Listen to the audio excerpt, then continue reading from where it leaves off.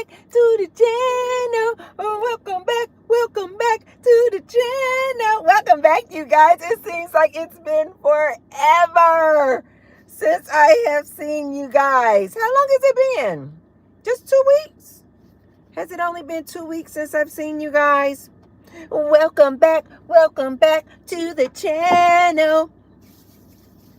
Welcome back to the channel and welcome back to another live, you guys. I don't know why I just put lotion on and I'm about to eat and touch my food. Okay, I'm gonna try not to get it on the front side of my hands, but you guys know I gotta always keep my skin moisturized. Yes, you guys, say hi as you guys come into the chat and hit the like button, hit the thumbs up button as you guys come into the chat. Okay, now I'm going to wipe this off of try to wipe it off of my fingertips so that I don't get lotion on my food. Yes, you guys know that when I come onto my lives, I use this as an opportunity to eat my good lunch.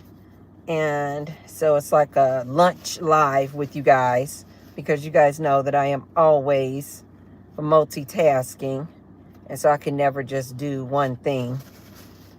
So I like to use this weekly live to come on and talk to you guys live and in person, but also to eat my good lunch. You guys, look, I remember to put on my spider ring today. Hi, Mad Max. I remember to put on my spider ring today. So I got on my good spider ring. As a matter of fact, I have been forgetting to put it on, because when you look at the back of it like this, the way that it goes on is you open it. So you have to fold it open. You have to fold it open like this. So it opens like this, you guys. You guys see that? So it opens like this in the back. So this is why it's one size, because you can just put it on any finger you want. So sometimes I will put it on this finger. I can put it on this finger, and because you can just adjust it to whatever size you want and then just close it in the back. Well, what I have found is that I wanted to wear this like every day in the month of October, but what I have found is this part in the back where it's supposed to like close in like this, when it closes in like this, see how it creates like a overlap? Well, this overlap gets snagged into everything. Yes, you guys, be sure to say hi as you guys come in. It's been 2 weeks since I've seen my YouTube family. Yes, say hi and hit the thumbs up button as you guys come in. Hi, Kai. Kai is cool. I love that. Mad Max said, that's cute, Wednesday style. Mad Max, don't play with me. Today's Thursday, right?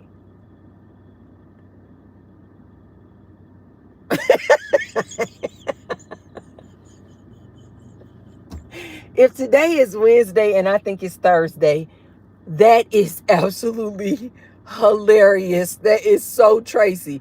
Today is Thursday, right, you guys? Mad Max is trying to trip me up, talking about happy Wednesday.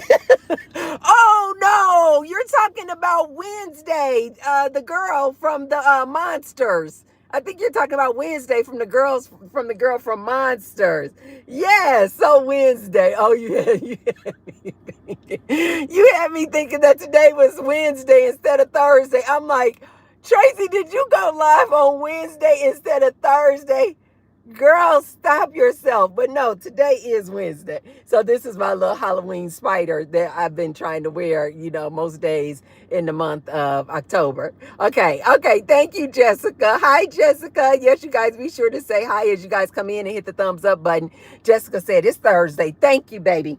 Okay, so for lunch, you guys, today, what we having for lunch, we're going to talk about this good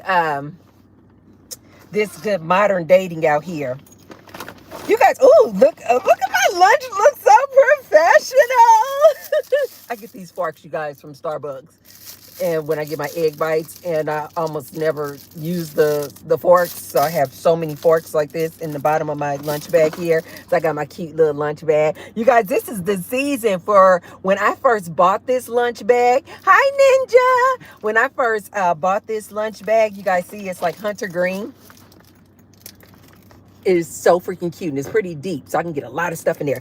But I first bought this because I wanted it to match this camouflage. Is that camouflage print? Camo print army jacket that I got from a vintage conference that I went to with my son. And it was somebody's real army jacket, you guys, and it had the person's name here. I forgot what it was. Fernandez, somebody, it had the person's name here, and it's a real like camouflage print army jacket. And I took that person's name off of it, and I put my last name on it. And then on this pocket, I put another patch that says Namaste. And so with the army camouflage print, I was like, oh, I want the match. Not matching, but I wanted a lunch bag that went with that camo jacket that I got. So for today, you guys, for lunch, it looks so good. Look. Okay, so first thing I have, you guys, is I have been on a roll, you guys, with this chicken salad. Hi, Bilal? Hey, yes, you guys, say hi. When you enter in, say hi. You guys know I love for you to speak to me, and I can speak to you when you come into the chat. Okay, so for come on now. These look like I do meal prep, you guys, but I don't do meal prep. I got these, I think, maybe with the intention to do meal prep, but I never did the meal prep thing. But I still use them too when I'm taking my lunch out. So look, you guys, so today in here I have my chicken salad. Doesn't it look divine? And so it's the shredded chicken out of the can, the white chicken breast out of the can. And so I just take my fork and I just kind of shred it up like this. Thank you, YKM4. Oh, yes, you guys, say hi as you guys come in. So this is I know, Jessica, doesn't it look good? And so in my chicken salad, I just take 2 cans of the chicken in the can. And then I take my fork and I just kind of shred it. And then I add red grapes, celery, and walnuts. And, of course, mayonnaise. And some seasoning. I think I put some garlic powder in there and a little bit of Old Bay. And then, look at my sweet... Now, stay, Tracy. Don't knock it over. I will be crying if I knock over that chicken salad. And then look at my sweet treat, you guys. I was making this one day, and Kevin in the house, Kevin was like, are you just using regular tortillas? And you know, because usually you use tortillas for, like, you know, taco night or something like that, or the soft tacos.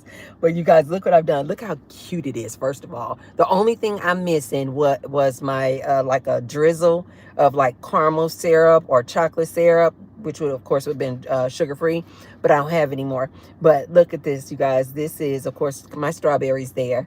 And this is just tortillas. These are the 0-carb tortillas that I told you guys that I always use. But look at this. Can you guys see in the middle? This, to me, tastes so much like the Danishes you would get in the bakery, where you would get like a cheese Danish, and maybe it was a cheese. Maybe you would have to have the choice of a cheese Danish, a cherry Danish, chocolate Danish. Well, inside of here, you guys, I have honey flavored cream cheese, like Philadelphia cream cheese, and I have a dollop of this chocolate spread. It mimics like a Nutella, but it's doesn't have any carbs in it. It doesn't have any sugar in it, but it is really, really good. So chocolate, and so it's chocolate and cream cheese in there, you guys. Ah! When I tell you, you guys, this is why I tell you guys, if you want to do a low carb diet, and a lot of people say, no, because I'm going to miss the sweetness, I'm going to miss sugar. Nowadays, you guys, they have so many replacements out there. And there's so many different things like this that you can do.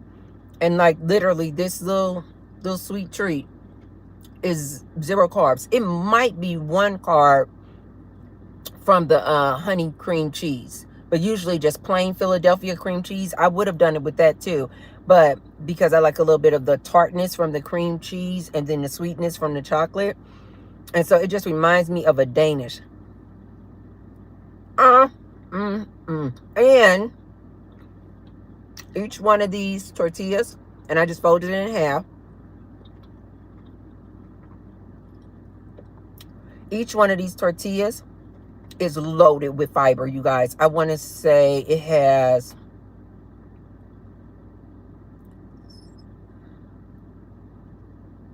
I'm almost sure each tortilla has 7 or 8 grams of fiber. And you guys know we need to get our fiber in. Jessica said, hey, what's your name? Tracy.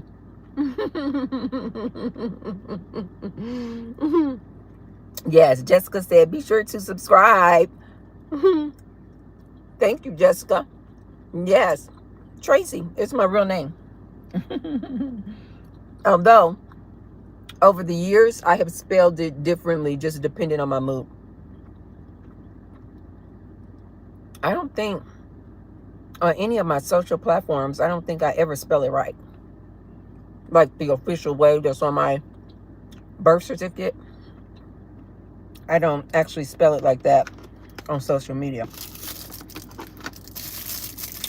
Yes, you guys, be sure to say hi as you guys come in. Okay, so let me finish this one, and then I want to eat my chicken salad. And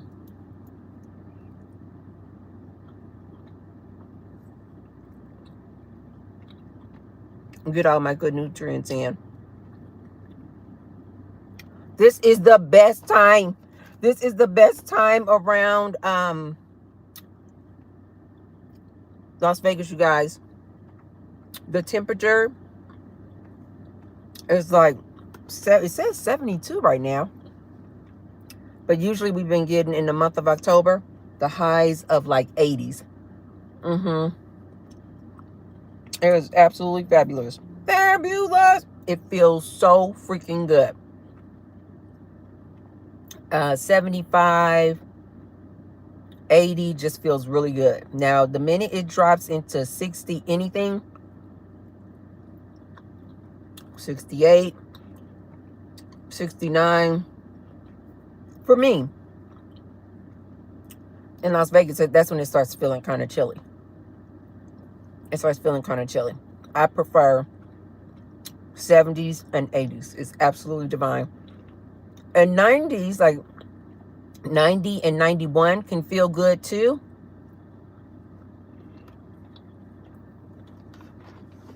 Not too hot. It doesn't feel too hot. But anything over 95, now it starts getting, crazy hot. But this time around, Las Vegas in October is absolutely divine. I love it. The other day I went walking around my neighborhood, and I'm like, wow, I thought I was crazy about Halloween. So many people. Hi, Enville Storage. Yes, say hi. Hi, Enville. Enville says, you're so pretty. Wow, thank you. Thank you. I was walking around my neighborhood, and just on my street, you guys, I counted 25 houses have already started decorating for Halloween. Now, here's the rub. Halloween is my favorite holiday, and I have been anticipating and waiting for this holiday. Do you guys know that the only Halloween decorations that I have out is a spider? And it's not even like in the front of the house. It's like in my front door. It's this huge spider. That's all I have. But I have a ton of decorations. But I was like, why haven't I decorated more outside yet? Now inside, what do I have inside? Inside I have my cauldron of candy already set up at the front door. I have some decorations on the front shelf. I have these Halloween like lanterns that you put like little tea lights inside. They're really nice. The guys actually I bought 2 little small pumpkins. The guys bought 2 huge pumpkins. And if you guys see on a short that I just uploaded yesterday, the guys, Kevin actually found out because I wasn't there. I wasn't downstairs when they were carving those pumpkins I showed you guys on that short. But one is like a carving of like an owl. And the other one, what was that? Oh, I forgot. You guys can see on the chart that I put up yesterday. It is so intricate. It was so nice. But they did it downstairs at night. And you guys know I'm usually upstairs, you know. About 6, 7 o'clock. I'm back up in my room. I told you guys, my master suite is like my apartment. I have everything up there. I get my little fur babies and I'm in for the night. So I didn't know who actually did it. I knew one of the guys did it, but I didn't know which one. And so yesterday I was asking everybody. I first asked Gary. I'm like, Gary, did you carve those pumpkins like that? And Gary was like, no, but I saw them. They look really nice. And then I saw Edward. And then I said, Edward, did you carve those pumpkins? And Edward was like, no. And then I saw Kevin. And I said, Kevin, did you? He said, yes. What do you think? I said, Kevin, that is so nice. So apparently, Kevin is a little artsy-fartsy. I did not know that about him. We learn something new every day. I couldn't believe it. I said, I said, you did that design? He said, yeah.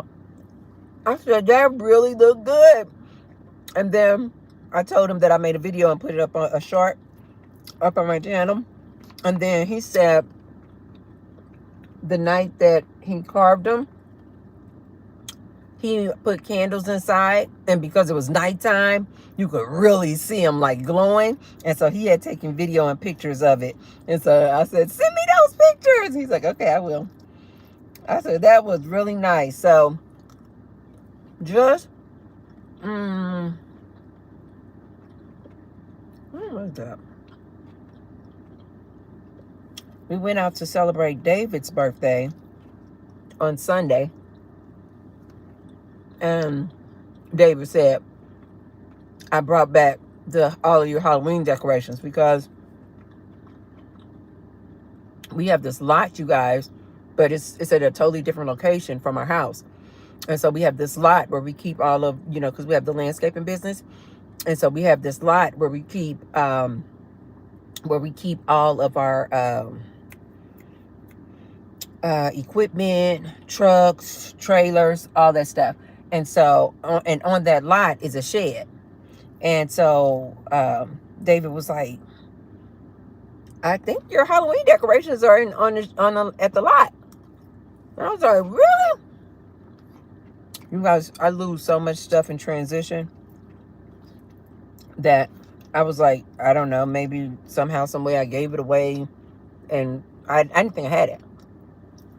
And so Sunday he said, I found your Halloween decorations. They were down on the lot.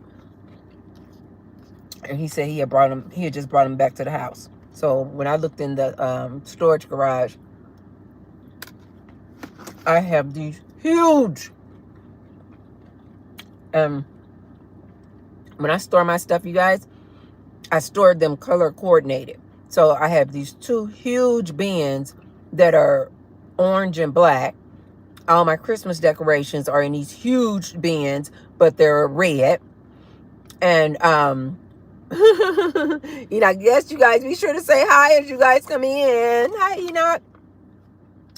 And I store them color coordinated so I can just easily just see. And then other bins that are just like regular stuff, not holiday related, they're in these clear bins.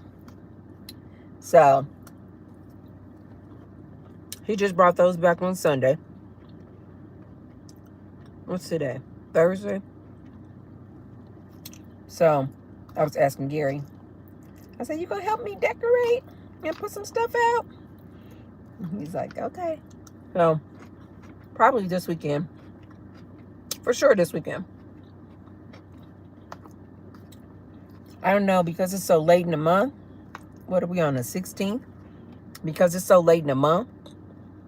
I don't know.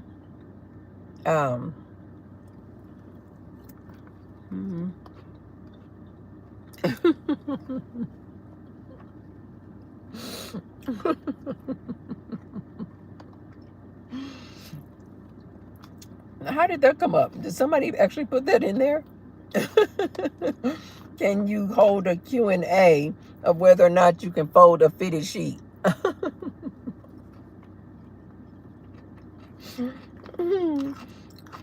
That's funny, but I remember that was always a thing when I was younger. I'm like, how did my mom fold those sheets so good? I can never fold the fitted sheet. If I'm not mistaken, I think the way that I fold my fitted sheets, I learned from Martha Stewart, if I'm not mistaken. Years ago. I think I was watching an episode of Martha Stewart. And she was showing the proper way to fold a fitted sheet. I used to love me some Martha Stewart back in the day. Oh my God, as a matter of fact, not too long ago, I saw some documentary about Martha Stewart. I don't know if that recently came on Netflix. But I saw this documentary about Martha Stewart. I've been watching a lot of documentaries. Last night, I just saw the documentary on Ted Bundy.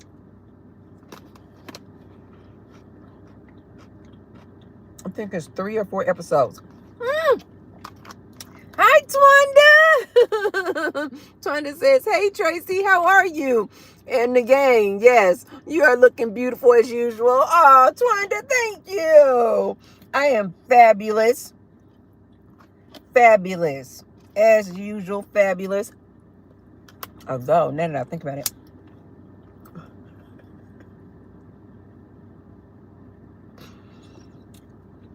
Twanda, you know I've been trying to do 10,000 steps a day.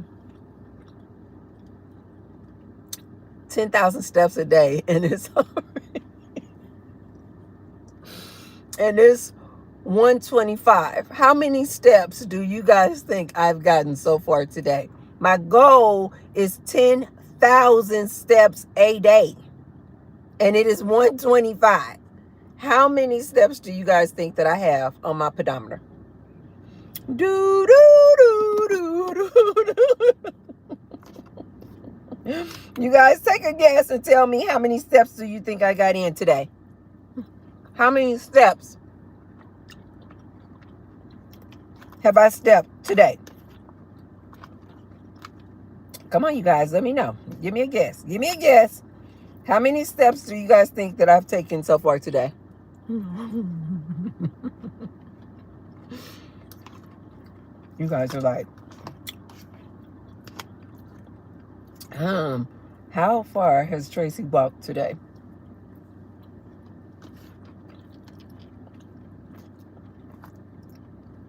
You guys not gonna guess? Okay.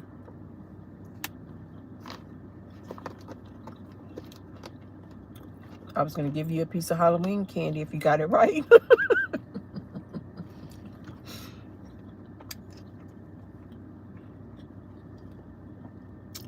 7:53.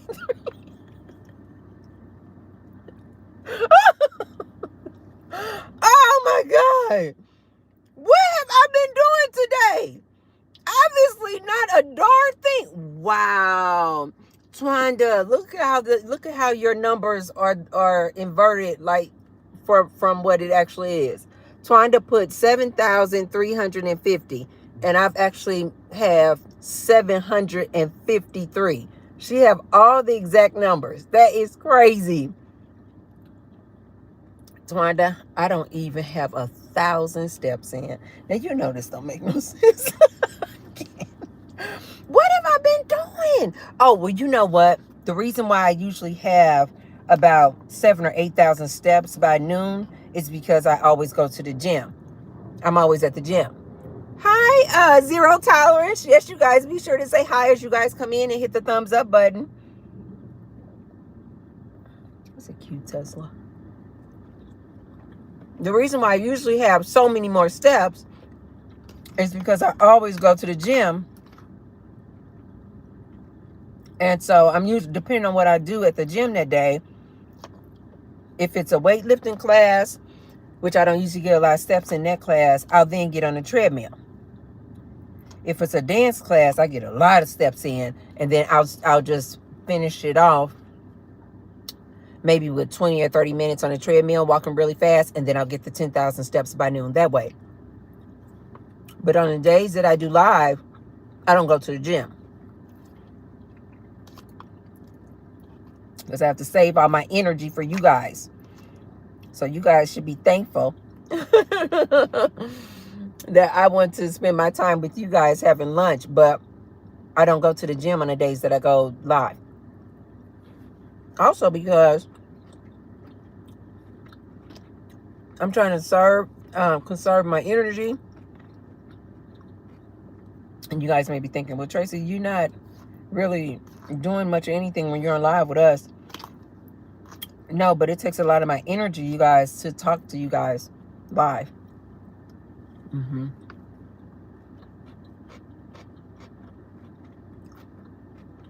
But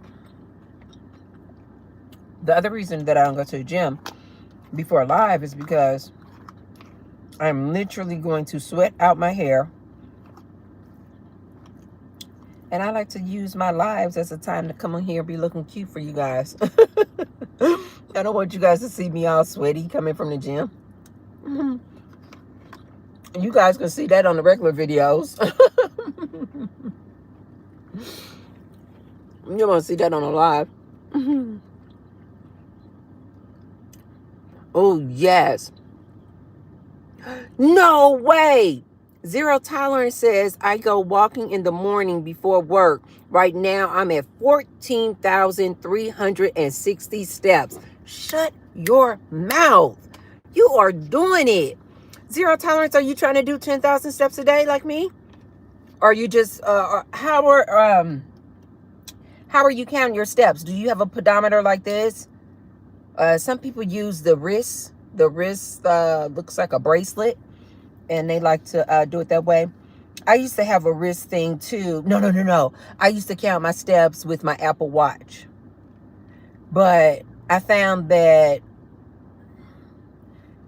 because I'm so active and I'm always moving like this, I found that sometimes the watch would count steps just from me moving like this. Like, I remember I was doing this challenge with my ex, and we were both doing it, and we both had on our Apple Watches, and we were like, let's see who can get to 10,000 steps first. Let's see who can get to 10,000 steps first. And one time, he showed me his watch, and he was like at 15,000 steps by like 11 in the morning. And I was like, how? And then he's like, look, watch. And he did like this with his hands. I mean, this is still exercise, but it's not steps. And he did like this with his hands. And then the numbers start ticking up. And so then I was like, you know what? I don't want to cheat it. Like, I want this kind of activity that I'm doing up here with my hands and my arms and all that. I want those to be extra calorie burns. But I want authentic steps. So this is why I went with this one this time, and not the Apple Watch. But I stopped wearing my Apple Watch too, you guys. Years ago. And the reason why I stopped wearing it is because I couldn't get this one app off of the watch that monitors your blood pressure. And so any little thing I would do, exercise, anything, it would want to like send me like buzz to my wrist, like your heart rate is up, and I didn't like that. So then I just took the watch off, and I haven't worn that watch. Oh God, I think I ended up giving that watch away. But anyway, I stopped wearing the watch even back then. So when I wanted to start back counting my steps, I was like, I knew I wasn't going to do an Apple Watch again, but then I was thinking about that bracelet where you can get it. But then I remembered how sometimes it will register a step just by you moving your arms, and I don't want it to register a step. I want it to register authentic steps. So then what that means is that when I get off this live with you guys, oh my God, do you guys know how long I'm going to have to walk to get 10,000 steps?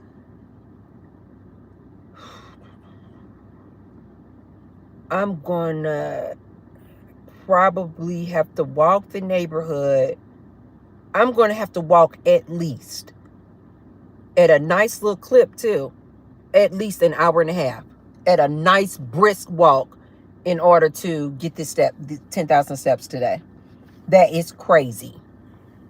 But you guys know, once I get on something, I have to see it through. Oh yeah, zero tolerance. Yes, I want to talk about. Do you guys think that dating is done and over?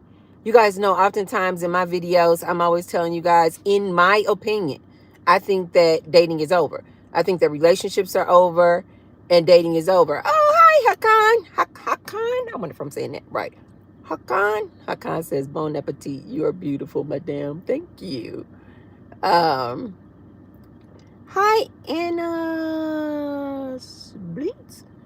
She says, what are you eating? I'm eating chicken salad and these like little tortillas that I made into like a little dessert with strawberries.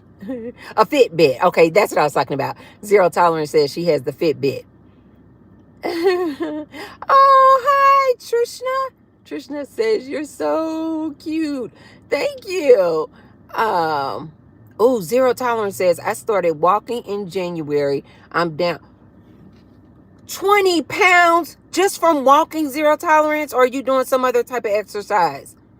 The reason why I love to hear this is because I have been doing so much research lately, and a lot of people are saying, doctors, professionals are saying how underrated walking is. Oh, she says by just walking and changing her diet.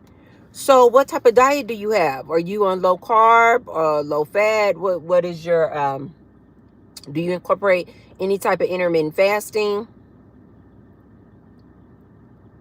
Twanda says, I don't have a meter, but my goal is to mix it up daily. Yes. Heading to the mall for my walk. Yes. And dream shopping. What do we used to call that back in the day? Window shopping. What's another one we used to call that? When you just like go to maybe a car dealership, you know that you can't buy a car, but you're just kind of going to kind of like, oh my God, if I could, I would get that car, you know, like trying to say it calls it dream shopping. We used to call it window shopping. Hi, Rocco. Hi. Yes, trying to say that's yes, awesome to zero tolerance. Walking is key for longevity. That is so true. I switched my plan. No major cardio. Yes, simply walking inside and outside. Twanda, that's what I've been doing. Just walking, you guys. Even when I can't get to the gym, like maybe because you guys know I don't go to the gym on Sundays.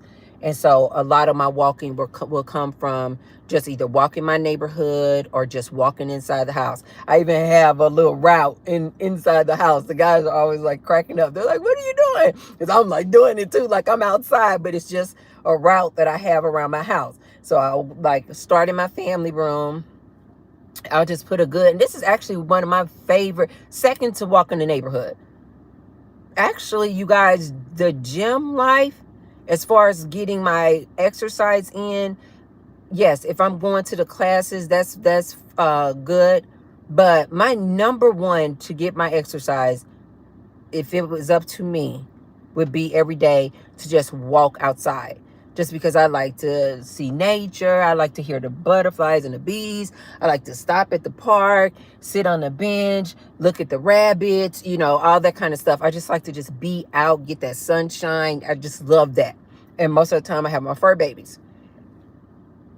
My second favorite way, though, is to just be at home and put on a good Netflix TV program, and I'll just literally just walk around the house like this. And so I actually have this method where when I'm walking around the house, it starts off in my family room, and I got like a whole little trail, and it like goes around my family room, go around the sectional like this, then go into the kitchen, and then go around the island in the kitchen, and then come out the kitchen, and then go down the hallway to the laundry room, come back from the laundry room, then come out of there, then go around the dining room table, then go to the front door, come back past it, and it's this whole little trail that I've mapped out. And, you know, and the whole time that I'm doing it inside, I can actually hear and listen and watch my Netflix TV program. That is my second favorite way of walking. And then my third favorite way to get the exercise in is to go to the gym. Especially if I'm in the mood to be social and see people, then I want to go to the gym. And then I like to go to the gym too to get the steps in if I'm dancing. But walking on a treadmill is my least favorite way. That is my least favorite way to get in my steps. And the only reason I usually do the treadmill is if I'm coming out of a class at the gym, and then I look down at my pedometer and I'm like, I'm so close to 10,000. And then I'll say, let me just jump on the treadmill really fast. And then I'll jump on the treadmill and I'll do it at a rate at like 3.0 or 3.2. Sometimes if I'm really trying to get it in fast, 3.5 speed, get it in like that. And then I'll hit 10,000 by like 12, no later than 1 o'clock. But today, I don't know if I'm going to be able to make it, you guys, to 10,000 steps. And that is going to break my heart. So I think I'm just going to,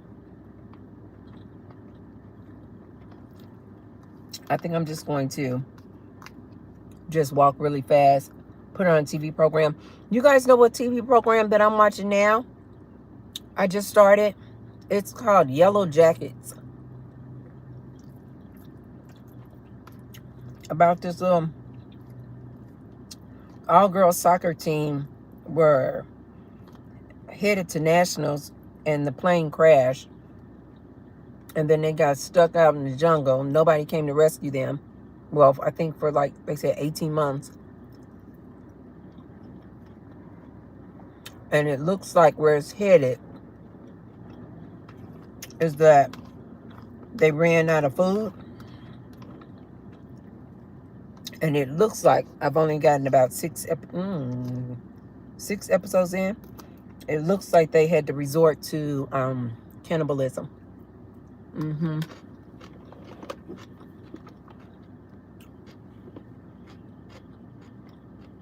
Oh my God, yes.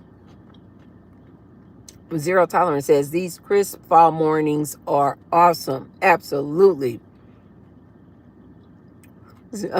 I love Grow with Joe walking indoor videos. I never heard of that. Oh, I'm going to have to look that up. Grow with Joe walking indoors. I love that. Oh, Twanda said, window shopping with the intent to buy later. Dream shopping, no intent in the near future. Bad economy. I know that's right. I am on a minimalistic journey. I literally, before I even buy anything, I'm like, is this for my health? Do I absolutely need this? If it's not that, then I'm like, no. Earlier today, I saw the good people out there saying that they're going to boycott Christmas. They're trying to get people to boycott Christmas because of all these job layoffs we've been having. People are like, okay, since these companies and the government want to lay us off, then we're going to boycott Christmas. Which is not a bad idea, you guys. Which is not a bad idea. Especially if you're one of those people who used to just spend crazy for Christmas.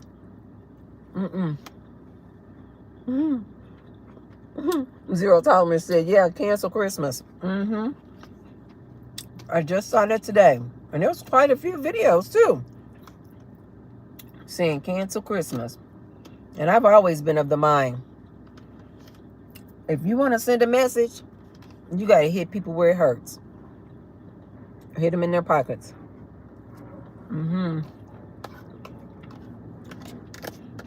Absolutely. But for me, I've been doing such a minimalistic Christmas. Oh my God, for some years now. I don't really buy too much for Christmas. And you know, the guys, they're all older. And Gary's 19. You can't buy for him anyway. You have to just give him money. The guys, over the past couple of Christmases, you guys, I've been buying really, really inexpensive things. Like Starbucks gift cards, because they love coffee. And socks. Oh, one year I bought all the guys a pack of these really nice black t-shirts, socks. I don't buy them underwear, but some socks and some t-shirts and Starbucks gift card. Now, when Gary was younger, you guys, oh my God, Gary was absolutely spoiled. I was that mom where I would be like, whatever you want, whatever you want. There was some Christmases where Gary wouldn't even tell me what he wanted. I would say, what's your Christmas list? What's your Christmas list? And he would say, I don't. Like, he literally, because I bought him so much stuff throughout the course of the year, when Christmas will come, you guys, Gary literally could not tell me what he wanted. He was like, I don't have anything to ask for. And I would literally be, no, it has to be something. You have to want something. What do you want? What do you want? And he would be like, Mom, I don't know. Give me this. And it literally got to a point where I was like, okay, let me stop kind of like pushing him to give me something, because then he started asking for things that he didn't even really want. I think he was doing it like he was like, I guess my mom just wants to have boxes up under the tree. So he was just like asking for things that he didn't even really want. Like I remember one year I bought him, do you guys remember when this came out? I think they were called Oculus? Oculus? Those like VR glasses, headset, VR headset. And I don't know if that was for his birthday or for Christmas. But I kept asking him, what do he want? What do you want? And he kept telling me, nothing, Mom. There's nothing that I want. There's nothing that I want. Finally, I was like, you got to give me something, Gary. You got to give me something. He's like, okay. And then I bought him, though, that headset. Gary, I think, maybe used that headset maybe 5 times. When I looked up, a year or two later, they were in this bin in his closet, brand new. Looked like he had barely freaking touched them. After then, I said, okay, that's it. That's it. I'm not going to force him and ask. If he doesn't give me a list of something he wants, then I'm not pushing him. But nowadays, he doesn't give me a list anyway. Because he already knows. He's an adult. He has his own job. He buys his own stuff. There's nothing I can really buy him anyway. So, if I were to participate in cancel Christmas, it would be easy for me. It would be easy as heck. You guys know, I'm one of those people anyway, where I value time with the family. That's what's most important for me. I like to cook a little something, make some pies, and just sit around like talking about what you're grateful for, what you're thankful for, and just spending the time with the family. That is like the best gift for somebody like me. So it wouldn't be a problem at all for me to participate and cancel Christmas. I do too. Zero Tolerance says, I wrap up empty boxes and put them under the tree. That's what I do now, Zero Tolerance. Yes. Yes. She said, I'll put up a tree and watch Christmas movies. Yes. Oh my God. I had to purchase my Christmas movies because I like to watch them that much that I forgot one of my favorites was on Netflix. And then when I went to go look at it again, they had taken it off of Netflix. I was like, oh no. And so I ended up buying it. I think my favorite Christmas movies are This Christmas. Did you guys ever see This Christmas with Monique? Oh, that movie, that is my favorite.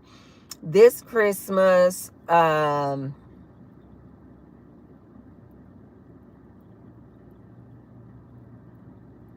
is that one movie I used to love to watch? I own that movie too. Is that with Diane Keaton? Diane Keaton has breast cancer in this movie, and I think she's already gotten one of her breasts removed, but around the Christmas holiday they find out that the cancer has come back, and so they know that this is going to be probably her last Christmas. And it's some heavy hitters in there. I believe that's Diane Keaton. The guy who played Coach? Was her husband. Oh, what's her name is in it from Sex and the City? Jessica Parker, something, whatever her name is. She's in it. It is a lot of heavy hitters in it. I think it's called. I don't want to start with a B. Brookstone? No, not Brookstone. I forgot. But I love that Christmas movie too. Oh my God. Of course, Friday. The third Friday, you guys, with Ice Cube. What is that one called? The Friday after next. Every holiday season, you guys, I put that movie on repeat. To this day, the Friday after next is my favorite Friday. I put it on repeat, and to this day, my side is hurting laughing off of that movie. That is my favorite. That is my favorite of the Fridays. And then I'm missing one. I can see. Oh my God.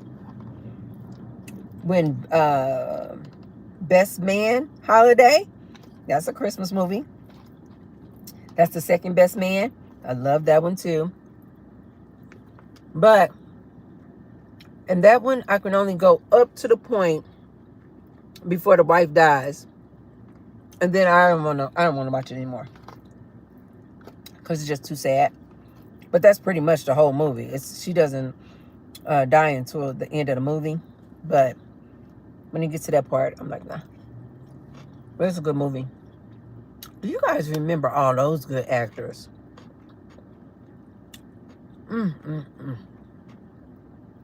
That's when it just seemed like all the heavy hitters were just getting started. What's his name? Morris Chestnut, Nia Long, Sanaa Lathan. I cannot call the girl who plays the wife of Morris Chestnut. That's my friends, you guys. We're planning a brunch. They want to go to a party brunch though. I told you guys there's a lot of day parties here in Las Vegas. So when they're looking for a place where it's a nice brunch, nice food, but also nice music.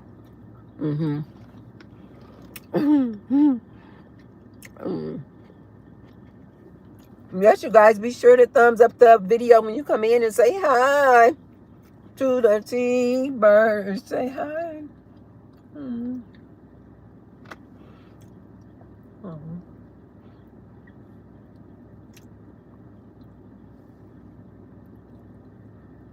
When I tell you guys Las Vegas is crazy. This older white lady, she looks like she is clearly like in her 70s, you guys. She just came out the bar. She is walking in the middle of the street. Like,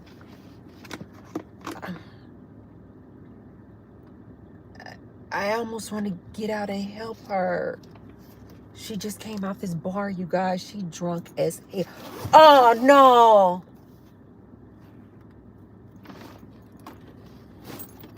She walking in the middle of the street.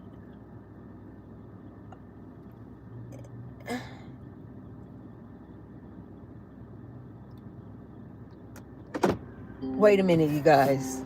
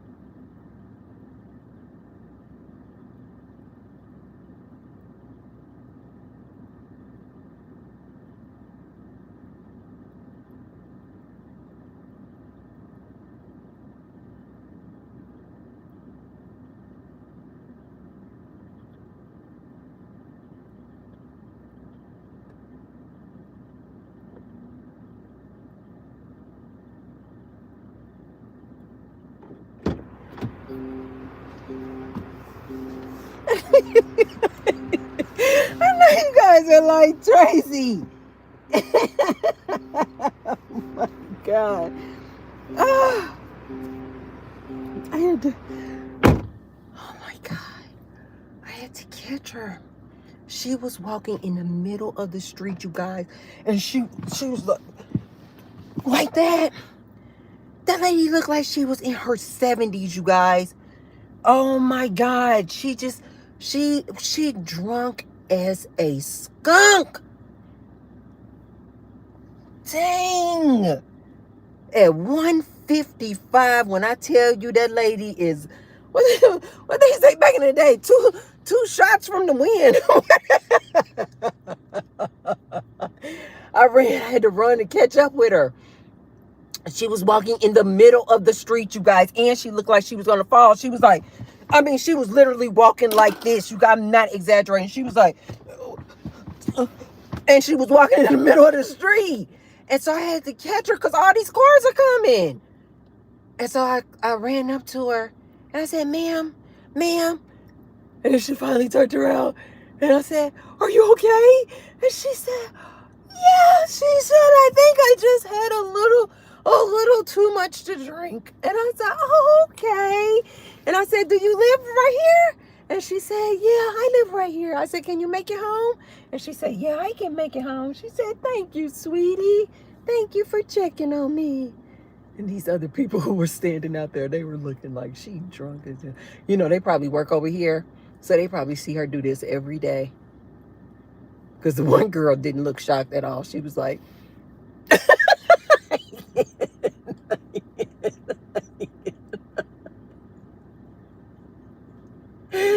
oh,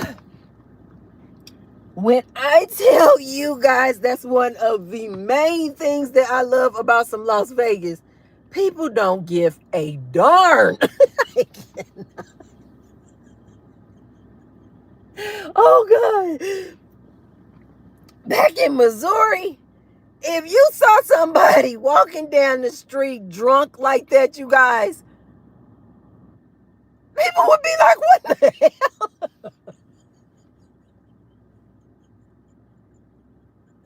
Oh, God. I remember when I first moved to Vegas, my family was like, you can't move to Las Vegas? That is Sin City. Nothing but debauchery and sins and crime. I said, that's why I want to move there. Because people don't give a darn. I remember shortly after I moved here, I was in a Walgreens. And I had just dropped my son off at school. So it had to be maybe 8:30 in the morning. And I was in the Walgreens. And I'm standing in line. And the person in front of me was kind of doing what she was doing. They were just... I could barely stay still in front of me in the line. And I was like...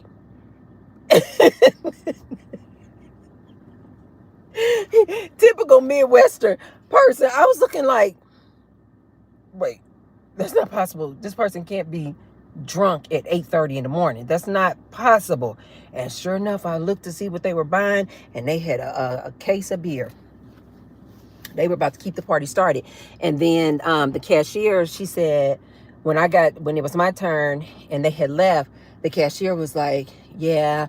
And she was like, yeah, they're going to continue drinking. And I was like, and I was just looking so perplexed, like 8:30 in the morning. And then that's when I had first found out about the different shifts. So you got a lot of people who work overnight. So my 8:30 in the morning is like their 5 o'clock in the evening. They just got off work. And so I was like, oh, okay. But this lady, she clearly, like in her 70s, she clearly does not work. This lady just went up in this bar and had herself a good time. I should have got her number. She probably would be a good little person to hang out with. I thought that lady was going to get hit by a car. I'm glad she's safe, though. I'm glad she stays in these apartments nearby. So that's why I didn't walk her to her door. Because she said she stayed right there. Basie.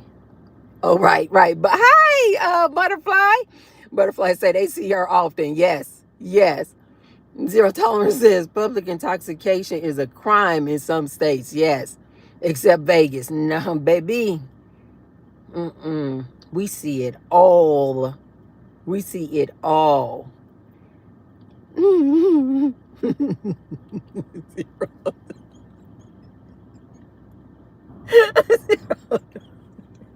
Zero Tolerance says she need to be arrested. I can't. Zero Tolerance, don't get her. She said for her own safety. Nah, she stay right there. She stays right there. I remember when my aunt, before she transitioned, she was a little bitty thing. Maybe 90 pounds before she transitioned. She used to always still want to get a beer. I'm like, girl, a beer is going to take you out of here. Oh, my gosh. She was sick and she was 80. But, oh, my God, you guys. She had the mind of like a 20, 30-year-old. Oh, my God. She was raw. She was raw and real. I was crazy about that auntie. Oh, my God. What did you say? Yeah. But Butterfly, yeah, they absolutely see her often. Those people right there who work in those buildings over there, they weren't even phased. They looking at me crazy. Like, why was I chasing after this lady? Zero Tolerance say, yeah, she's a regular, definitely. She was blessed today. Oh. Twanda said she was blessed today. You never know who you touch. Yes, way to go, Tracy. Your genuine concern for others. Oh, It's humanly priceless. Thank you. I try to be. All I thought was, oh my God, if that lady get hit, I'm like, if that lady get hit, oh my God, I would have lost it right here on this camera, you guys. I would have screamed. I would have been crying. I'm like, no, no, no, no, no, no, no, no, no. I can't have that lady get hit. Not on my watch. Oh, now God, you guys know I don't drink, but even when I did drink, I was definitely not what they would call a sloppy drunk. I was definitely not a sloppy drunk. I think I can remember maybe one time. I recall one time, and that's when I stopped. That's when I stopped messing around with tequila. I used to love tequila. I used to love tequila until tequila stopped loving me. Oh, tequila was my drink. A good margarita and then a little shot of, what was that nice tequila that I used to drink? Is that Don Julio? Is that a tequila? But anyway, I was drinking all them good margaritas and taking my little tequila shots. Baby, that next morning, what do they say? I was praying to the porcelain bowl. I was praying to the porcelain bowl, baby. I said, I will never drink tequila again. And I never drank tequila again. I was like, no. But beside that one time, and even then, I wasn't like the night before, I wasn't like sloppy drunk and walking like that. No, I was always just a little classy drinker. But you guys know that my drink used to always be wine. And as a matter of fact, wine used to kind of make me sleepy. So I was like the opposite of crunk. I used to just be like, just kind of feeling good. Just feeling good. But that kind of sloppy drunk like that, oh, that makes me nervous. I know a lot of people too. I had a lot of people in my family too who would get drunk like that. As a matter of fact, a lot of the people in my family, they wouldn't get like sloppy drunk like that where they like, what do they call it, like stammering around like that and can barely keep their balance. No, a lot of the people in my family, when they would get drunk and drink too much, they would be those angry drunks. Ugh. You guys know the angry drunk. The minute they go from like, they haven't had a drink, they get a drink, and they go from this person who's just like the life of the party, just like having fun, and they literally one drink away from then they get that next drink, and they turn from having a good time to they are literally angry and they want to start a fight, like a physical fight. That's how a lot of the people in my family, when they would drink, if they did drink and they would drink too much, they would just turn into this angry drunk. And I'm like, it's not fun being around you when you drink. It's just not fun. You guys have had like friends like that where you guys go out and they having a good time, and then all of a sudden they're not having a good time anymore. And they're just, everything bothers them. They just become belligerent and just evil and just mean-spirited. And it's like, it's not fun. I've had to tell a lot of people, friends and family, over the years, I'm like, I can't hang out with you. Why, Tracy? Why not? Why not? I'm like, because you become an angry drunk. They'll want to start a fight with other people. Like, you guys are sitting at the bar, and now they just want to pick a fight with the bartender. They want to pick a fight with the people on the other side of the bar. Who you looking at? What you? I'm like, oh my God. Oh my God, I can't be around you. I cannot be around that type of person. I'd rather you be a drunk like that. Because when she turned around, you guys, she was still just like, she said, I think I've had too much today. And I said, okay, no problem. She said, thank you, sweetie, for checking up on me. That kind of person who drinks, I know you guys, drinking too much is never a good idea. But for me, if I'm going to be around you and you're going to drink, you need to be having a good time when you're drinking. Not going to the freaking bar or turn on me and then start getting angry and combative with me. Oh, hell no. I'm like, no, I'm not going out with you. I'm not going out with you at all. That was so funny. And a lot of these people are coming out of this bar good and toasty. But I guess it's because it's 5 o'clock for them. Like they say, it's 5 o'clock somewhere.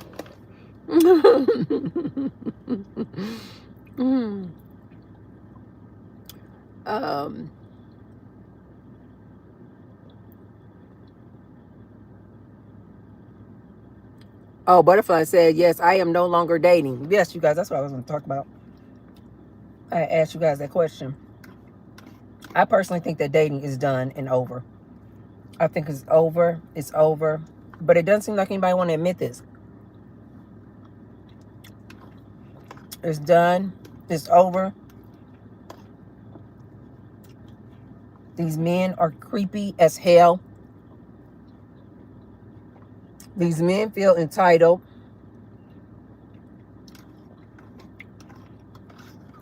A lot of these young girls, or these women out here dating, they said the things that these men say to them on dates, online, on text, they have to like block these dudes like after the first date. Or not even go on a date with them because the dudes are just so entitled. And now the dudes seem like they have gone from MGTOW, men going their own way, men are the prize, to then they went to the level of red pill. All they want to do is just sit up all day, every day and complain about women and what women are not doing. To then they become incels because when they're in the red pill state, women just look at them like they're just jerks. They're just a-holes. So women just stop dating them. Then they can't get a woman. Now they become incels, involuntarily celibate. Now they can't get a woman. No woman wants to swipe on them. No woman even wants to look at them. They feel so entitled like they're supposed to have a woman. And so now what they're calling themselves is black pill. And black pill basically means the men have just gotten to a point, but it's just doom and gloom. They just give up. They're just like, I'm not going to get a woman. No woman wants to look at me.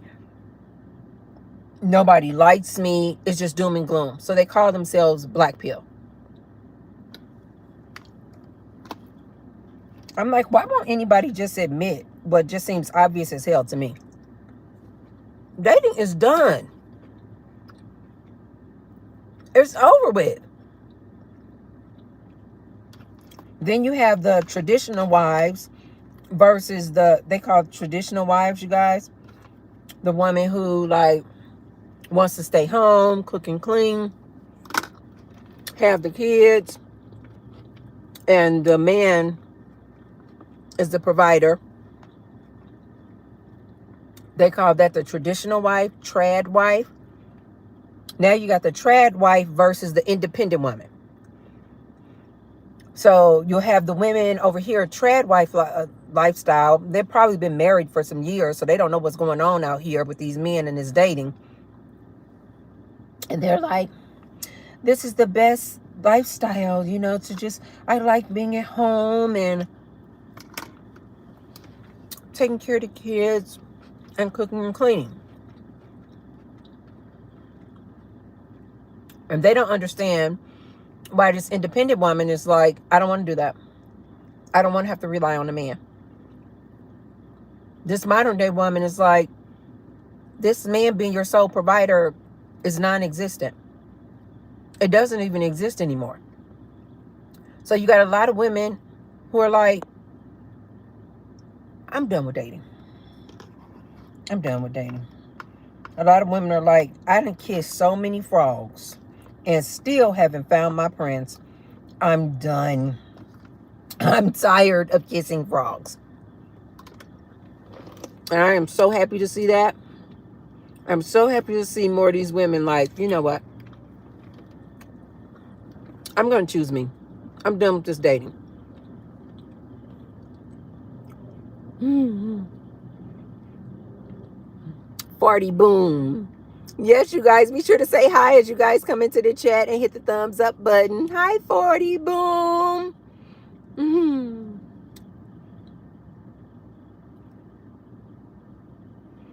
No. Zero Tolerance says she recently bought a she shed. I plan on making it into a spa retreat. Oh, I remember looking into some she sheds. What is this, 25? I think that was 23. The things these women do with their she sheds, with the trailers.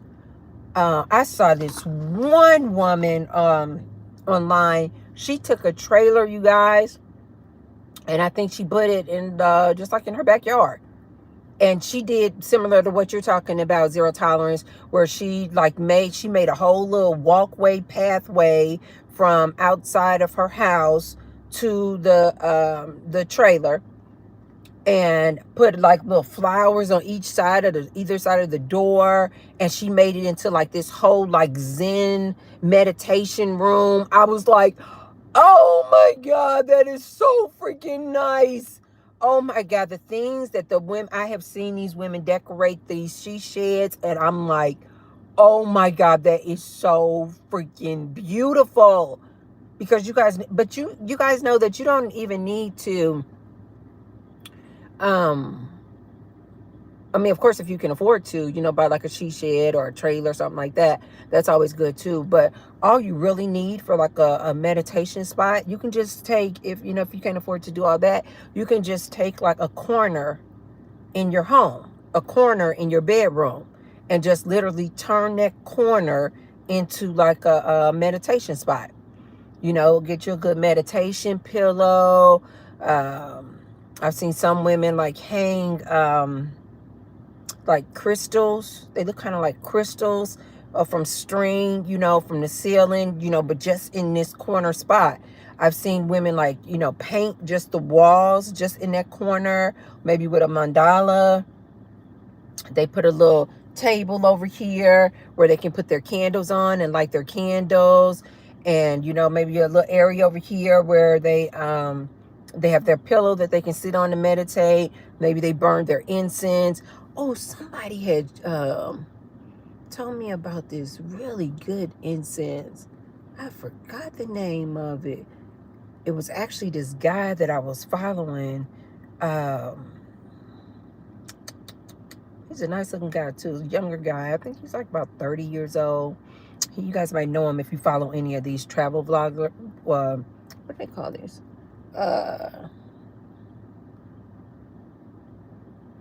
What do they call that community of like the people who vlog and traveling, but they literally live in, do they still just call it van life?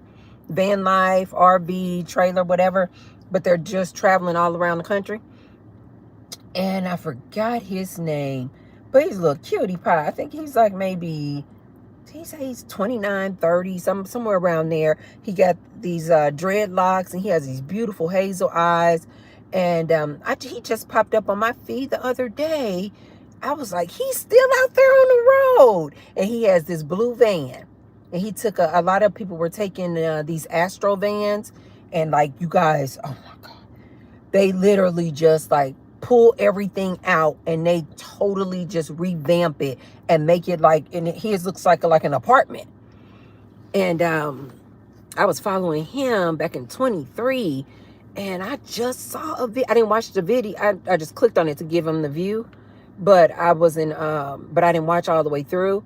And he's still out there on the road. I said, dang, he's still out there. But he was live about, I want to say about 2 years ago, maybe a year ago. And I caught him on one of his lives. And he was in his van. And he was lighting his incense. And I was like, what type of incense is that? And I typed it in the chat, and then he responded. He's like, oh, Tracy. He's like, this is a really good one. He said, look into this. You guys, I wish I knew the name, but it doesn't look like your typical little stick. It's like a block of wood. It looks like a block of wood, maybe about this thick and only about this tall. And you just light the tip of the stick. And the smell, which if I remember, I'll try to come back and pin it in the description of this live. But baby, I got that incense right away. I bought it. And you could get it on Amazon, and it smells really good, very earthy. And the reason why I really wanted to know is because he used to always like this incense, so that let me know that must be what his van smelled like, and probably his hair and everything, because he used to always like this incense. And so he was saying this was his favorite smell and scent. And so when I got it, I was like, oh, it smelled really. And it was so funny because I'm like, you look like you would smell like this. You know, you guys know that kind of look of that person who's like what we used to call that like a bohemian look. Like they just look like they smell like earth and wood. And that's what this incense smelled like. It was really, really good and lasts a long time. I got a pack like this, and it lasts a long freaking time. What's the name of that incense? So I saw that he was still on the road. He did his van really good too. I have seen some people, you guys, they do.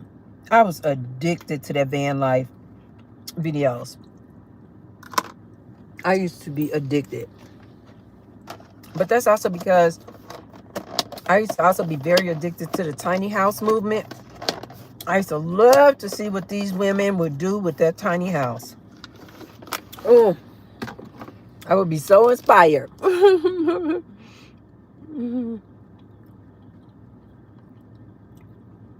Diva caves. Oh, I like that. A diva cave. Oh, Zero Tolerance says, yes, I've seen some women use it as a beauty or nail salon. Yes.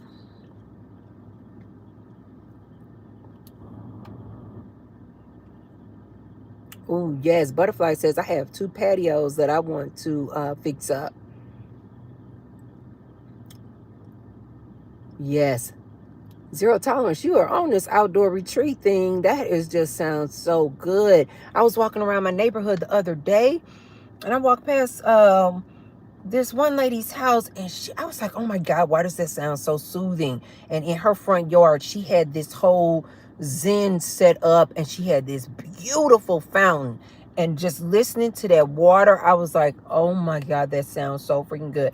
We're gonna redo our front too, because here in Las Vegas, you guys, the grass, oh my God, it is just torture trying to keep grass green. And then when you're living under these HOAs, they want to always give you violations because you got all these dry patches, because you can never really keep the grass green. And they will also, depending on what you convert your grass to, they will give you credits. Like if you convert your grass from grass to turf, the city will give you credits because you're using less water, of course. But I don't like turf. I just don't like turf.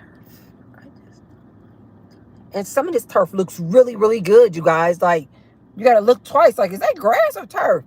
But I just don't want turf.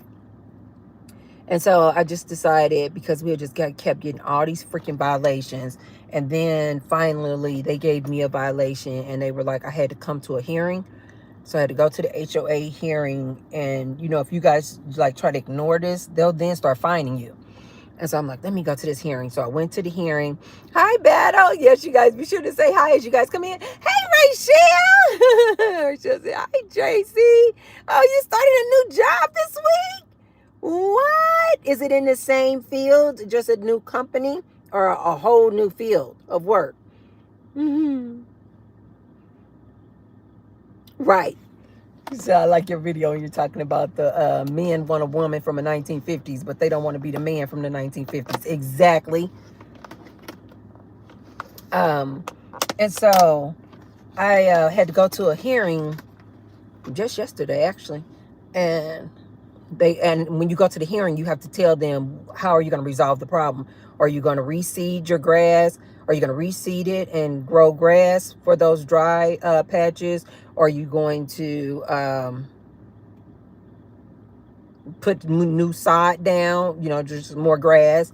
Or are you going to go to the desert landscape, which is rock? Or if you're going to put down turf? And so I had to tell them yesterday, and I'm like, okay, I'm going to just pull up all the grass, and I'm going to do the desert landscape. And they were like, okay, no problem. Let us know when you're going to start it, and when should it be done. And I said, okay. I was trying to hold on to that grass. I told them, I said, I was trying to hold on to this grass, baby, because you guys know that I like to go out and put my feet in the grass, but I'll just do it when I go down to the park. I'll just, try to make a note to, take my shoes off and put my feet in the grass. That's my grounding process. But I said, I was trying to hold on to this grass. I said, but you guys are giving me violation after violation after violation. I said, so I don't really want to see you guys violations anymore. They were like, I know. You can tell all the people on the board too. They were like, we know, we hate that we have, but it's, it's part of the policy. I said, I know you guys are just doing your job. I said, I'm going to just rip it out. And they were like, okay, let us know when you're going to start and when it'll be finished. And I was like, okay, more stuff to pay for. But we got to get it done, you guys. Because that grass is just not surviving. But anyway, so in Las Vegas, you guys, when the people do the desert landscape, it's basically just all rock. And they'll put like plants ever so often, throughout the rock. That's a requirement, actually. You just can't have just all rock. And then a lot of the people with the desert landscape, you guys, they'll do this kind of Zen thing. Like you were talking about zero tolerance, where they do what's called, I think it's called river rock. So if the majority of the rock is, say, Rebel Red, which is like a very typical color rock. It's like, you guys know this rock. It's kind of like burnt orange looking. So if the majority of the rock is like Rebel Red, they'll take these like white and light gray stones that look like this, kind of round, and they'll organize them in a way where it looks like a river. Like it looks like a river is running through your landscape design, because it's all this light gray rocks in the middle of this sea of Rebel Red rocks. So it looks like a river, and it is so freaking neat. And this lady had that going on, and then she had that fountain. I was like, oh my God. I was like, and she had a little chair out there. I was like, ooh, lady, you're making me want to go over there and sit next to your fountain. It sounds so freaking good.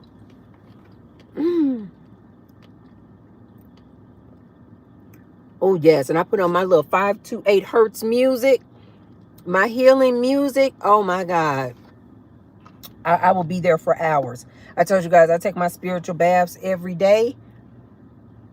I put on that 528 healing music. It's called a healing frequency music.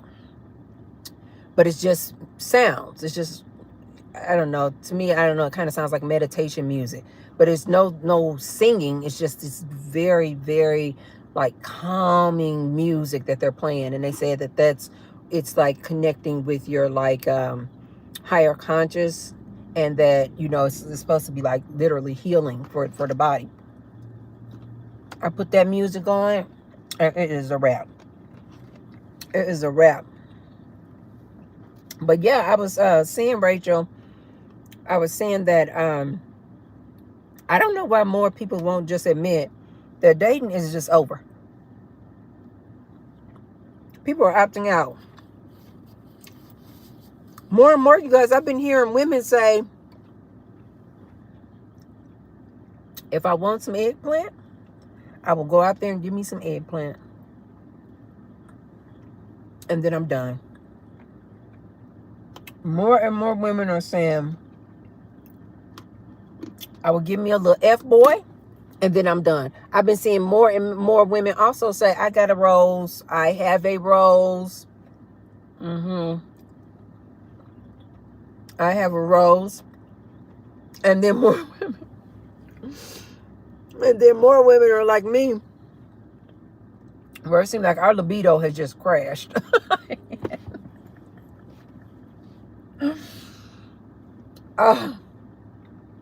Our libido has just crashed. I went out Sunday, you guys, because when I used to eat oysters, you guys, raw oysters. I don't know if it does this for everybody, but for me, and oysters are kind of known to be a aphrodisiac. And it was that for me. I would eat oysters within 5-10 minutes, you guys. I'm like, horny.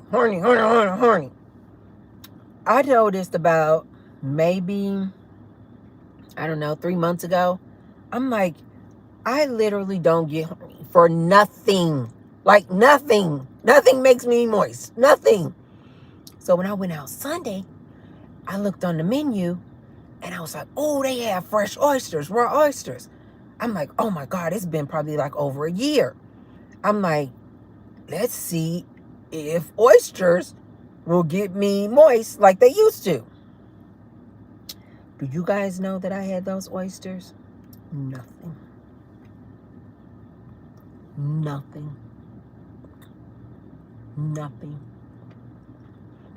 And I think this happened because I asked for it.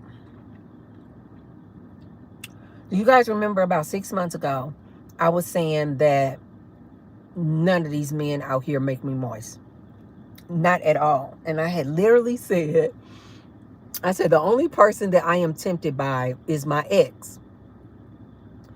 And do you guys remember I said it out loud? I said, once that temptation is gone, I will be good, because I'm trying to ascend to this other level. And I'm like, I don't want to be tempted, but I was like, the only person who tempts me is my ex. Do you guys know, it seemed like shortly after then, my libido just crashed.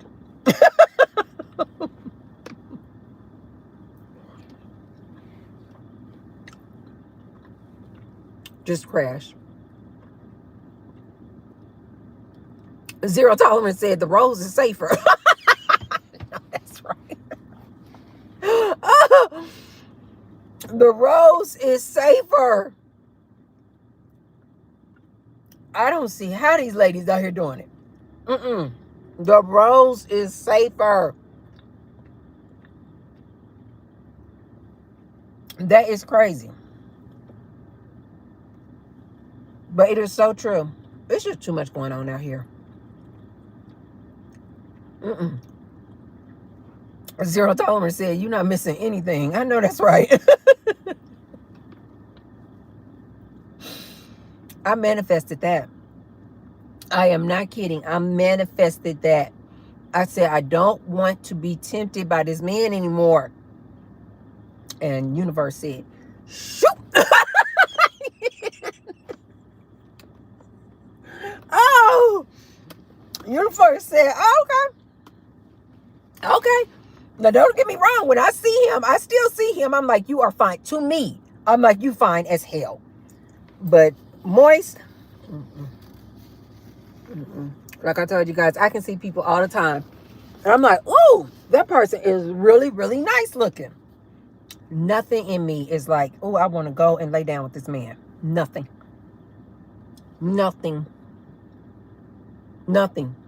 But you guys know, even when I see ladies, that was like the last little thing that I was holding on to too. Because I'm like, even when I see ladies, you guys, I can see a woman and I'm like, she is fine as hell. But when I don't take it any further than that though. I'm not like, oh my God, I want to go to bed with her. Oh my God, I want to sleep with her. No, you guys. I'm like, I can see a woman and I'm like, Jesus Christ. She has a body, but I never want to take it any further. I won't approach her in that way. I won't, like, nothing, you guys. I mean, universe literally took my libido and snatched it up. Snatched it up. I was laughing so hard. I woke up Monday after having those oysters on Sunday night, and I was like, oh, my libido is really gone. It is really gone. Oh, God. I said, I have really, for real, entered into a new chapter in my life. That is so funny. Life is so interesting, you guys. Life is so fascinating.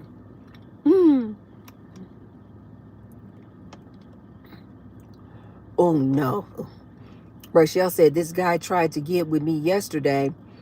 I said no to African men or a headache. Ooh. On a different level. Ooh. This my preference, you guys. I have never been attracted to African men. Never. To each his own. But I have never been attracted to African men. Never. I don't know why. When I see an African man, you guys know how silly I am. When I see an African man, the first thing I think of is, this man just looked like he want to beat me upside my head with a bat. Oh, I don't know what it is about African men. That dialect, their accent, it just makes me feel like this man just want to control me. This man just wants to knock me out. I don't know. And I already know. That's not a nice thing to say. I'm just saying, in my preference and opinion, I have never been attracted to African men. Now, they seem like they really are like cavemen back in the day. They want you to sit down and submit. This whole, you're going to be out here being an independent woman, to me, just seems like is the antithesis of an African man and his beliefs. So I've never been attracted to them.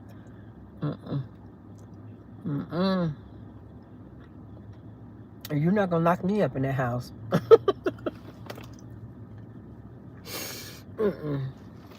I can't do it. I know I've known a lot of Black American women love some African men. It was just never my thing. No. That's going to be a hell no. No.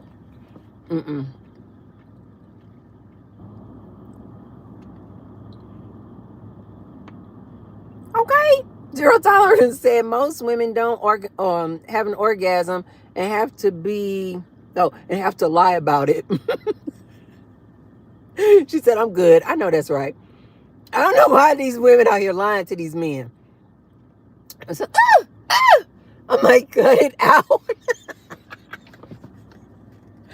Cut it out. And it's so funny because there's so many men who really do believe that. They're like, yeah, put it down. I'm like, these women are not having a climax, sir. Oh, God, yes.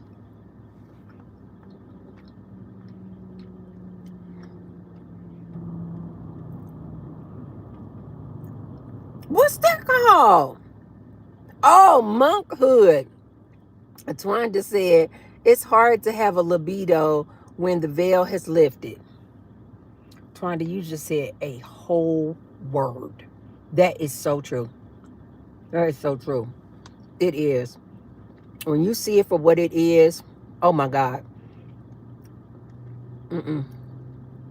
She said, I co-sign to the modern day monkhood. Yes, that's me. Modern day monk.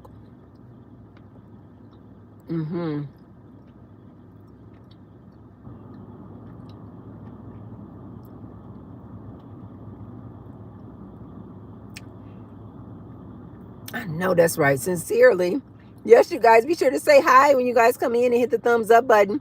Sincerely said, after everything I've been through, I have no attraction to anybody. All caps. I love it.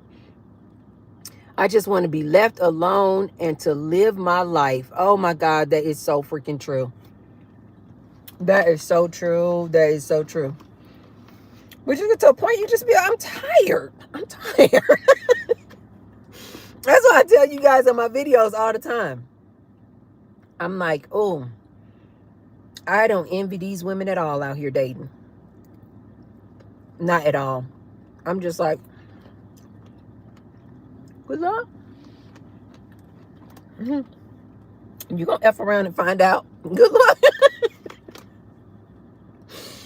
Oh, especially when I hear these young girls online talking about these dudes, this modern day dude. I'm like, oh, vomit in my mouth. I'm like, I can't.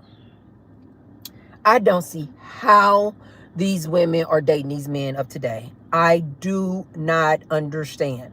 This is a totally different beast. This is a totally different beast. This man of today is so freaking entitled. This man will be a 2 on the look scale. Got a job paying $40,000 a year. Barely paying his own rent. And thinks that he's supposed to get a woman. And most of them think they're supposed to get a dime. I'm supposed to have a woman. I don't know what's going on with these women of today.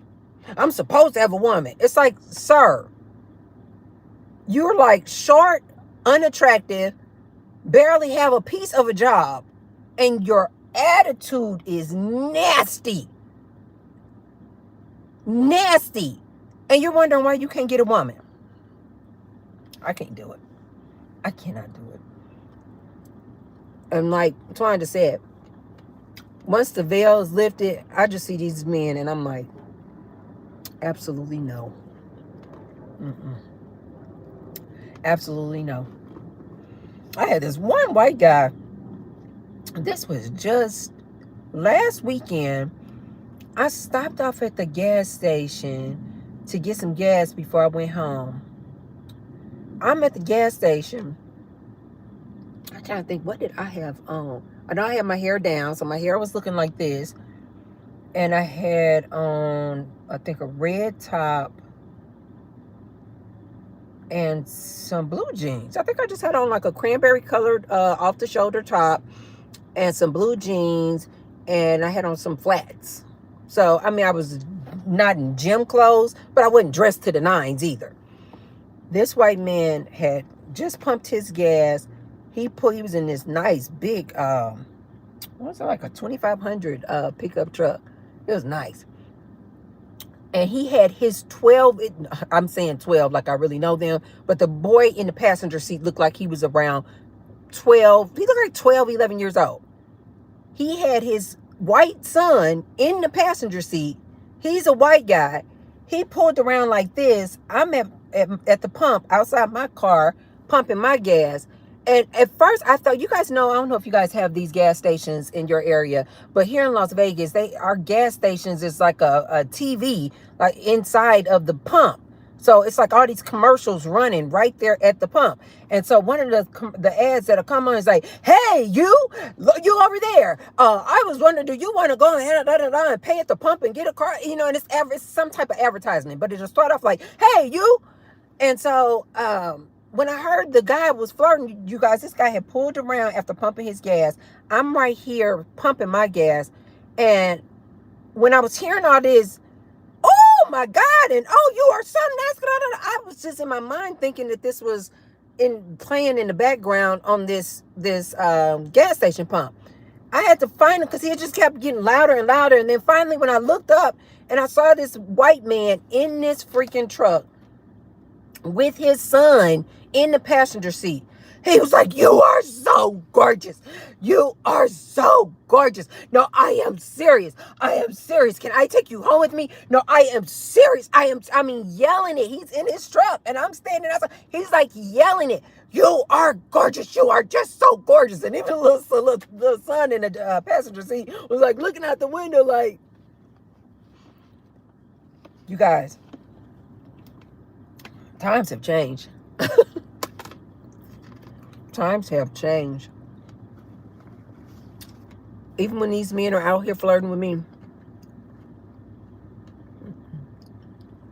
I just say, thank you. Thank you. And I keep it moving. But you know what else? It is so liberating. Ladies, I don't, if you're still out there, and if you're male-centered especially, you don't know how liberating it is when you no longer give a rip about getting the attention, the gaze, the validation, the approval from a man. Oh, God. You ladies have no idea how liberating that feels when you are not trying to impress some man. When you just walking around out here doing your thing, dressing however the hell you want to dress, wearing your hair however you want to wear your hair. You don't care if nobody sees you in the grocery store or acknowledge you or flirt with you or not. You literally get to this point where you like, if nobody says anything to me or tries to flirt with me all day, I'm good. Like, I'm good. Because you're just like, I just love just being me, doing me, living my best life. It is so liberating, ladies, when you no longer care about getting this man's validation. When you no longer care about trying to impress some man, it is absolutely divine.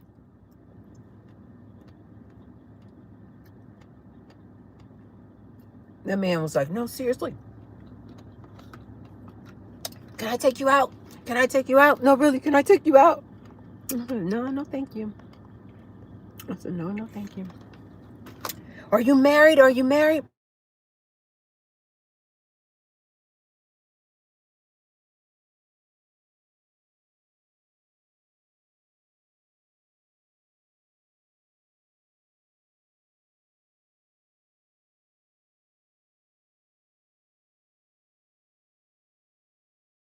Wait, did it start again? Wait. Okay, it's back. Every time I get a call, you guys, it freezes the live. Okay, is it moving? Yeah, it's moving again. It's moving. Yes, you guys, be sure to hit the thumbs up button and say hi to me when you guys come in. Wait, where was I?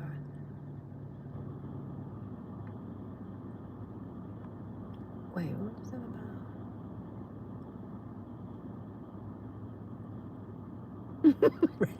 Rachel, stop.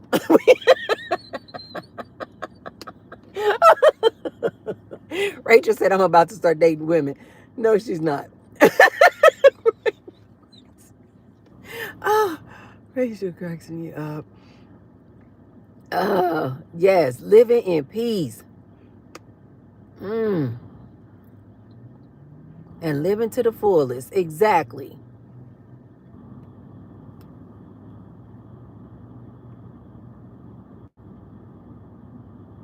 Oh, I like that YouTube gave me that option. Somebody came in here and said something really vulgar, and without having to go through and pull up the screen to block them, YouTube just gave me the option to hide.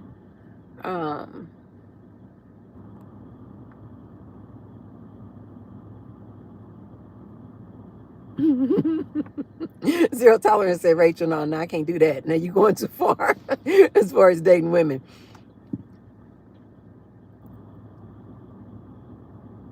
Yes. Zero tolerance says she has a group of girlfriends that she can do things with. Exactly. Exactly. And I'm telling you, you guys, once you have a group of friends that you can go out with and do things with, go to brunch with, go to dinner with, go to the movies with. When I tell you, ladies, you do not miss a man, I am not exaggerating. You do not, and you got a rose. You do not miss a man at all. And especially if you have some good male friends, oh, you really don't miss having a man as a romantic partner. because you're getting all that male energy that you may be missing from being around men. You're getting it from your friends. That's why I always tell you guys, my life is so fulfilling. Between my girlfriends and my male friends, and then living in a house with 4 men, going to the gym, seeing all my friends, very, very active. My life is absolute perfection. And I know people are like, Tracy, that's not possible. For me, it's my perfection. It really is. I'm not missing out on a darn thing. Not a darn thing. Life is good. And when I do the comparison between my life now, my setup now, my setup now, you guys, where I have 4 men in the house, I have girlfriends, network of friends, male friends. We actually go out. I go out with my friends. I see my friends. I go to the gym, go dancing, work out in nature. When I do the comparison between my life now and my life when I was in a one-on-one relationship with a man, you guys, I'm not kidding. There is no comparison. Life is good. Life is good the way I live right now. Life is good because I remember even when I was in these like one-on-one relationships, me and a man, every relationship beside the relationship that I had with my son's father, the relationship with my son's father, I told you guys, I never actually married him. That was the relationship that I told you guys that I was in, where it was an open relationship. We had a blast. You guys, we had a blast because our open relationship arrangement was that when we would go out on the weekends, and then if I saw a woman that I was attracted to, I would approach the woman, and then I would let the woman know what it was that me and my guy wanted to play. And then I would bring her back, if she was, down for that, then I would bring her back to meet my boyfriend, and then we would play. And we would play on the weekends, stuff like that. That was the most exciting, fun relationship I have ever been in. And it was an open relationship. So I was just, we played around. So we had variety. Outside of that relationship, you guys, every relationship I've been in with a man, after about, I don't know, a year, it would just be so boring to me. I would be bored to tears. I would just, we would maybe go out to restaurants and go eat. And then that just became just so mundane, and it just became just a routine. I would just be so bored. I would just be so bored. But of course, you're in a relationship, you're in a marriage. You can't just come to that man talking about, I'm bored and I want to do something more exciting. You can do that. And especially me, when I was in relationships with men, I wasn't a club person. So I would never, as a matter of fact, I wouldn't even have girlfriends. Now that I think about it, in these relationships, because these men never wanted me to have girlfriends. They never wanted me to go out with my girlfriends. So it would, after like a year, it would always feel like I was so caged. I would just, and you guys know that's where my nickname Bird comes from. Because I am a free spirit, you guys. I am a free spirit. You cannot cage me. And it seems like every time I would get into a relationship with a man, the minute I said I do, the minute we went down that aisle and got married, this man want to always feel like he can tell me what to do. You can't go out with your friends anymore. You can't dress a certain way anymore. I've always been a super sexy dresser. They didn't want me to wear sexy clothes anymore. If I did wear something sexy, it could only be when I was going out with him.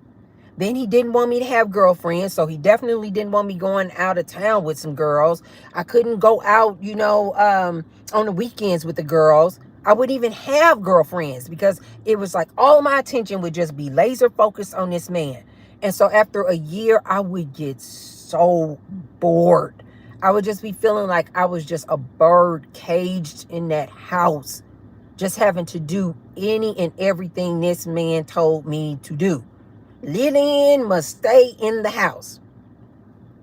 So when I do the comparison with all of my relationships that I've ever been in, and definitely all of the men that I married, compare that lifestyle of being with the man, caged up in the house, being bored to death, as opposed to my life now, there's no comparison. My life now is a dream. To me, is an absolute dream. Go wherever the hell I want to go, when I want to go. Don't have to run it past a man where I'm going. Don't have to run it past a man what I'm wearing. I'm not kidding you guys. All these men would literally feel like they could tell me what to wear. A grown adult. Mm-mm.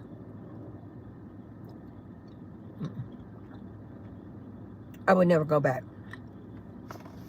Even if somebody said, Tracy, you can have a man today who is 6 feet tall, who is nice looking, has a six-pack, makes more than $100,000 a year, and is emotionally intelligent. You can either have this man or keep living your lifestyle as it is right now. I'm choosing my lifestyle as it is every time.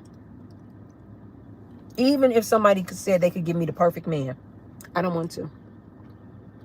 I don't want to. I don't want to. I don't want to. I don't want to. I'm choosing my freedom every time. And then what a lot of ladies don't realize is when you get into these relationships with these men, when it starts off, making whoopee is awesome. It's amazing. The D is good.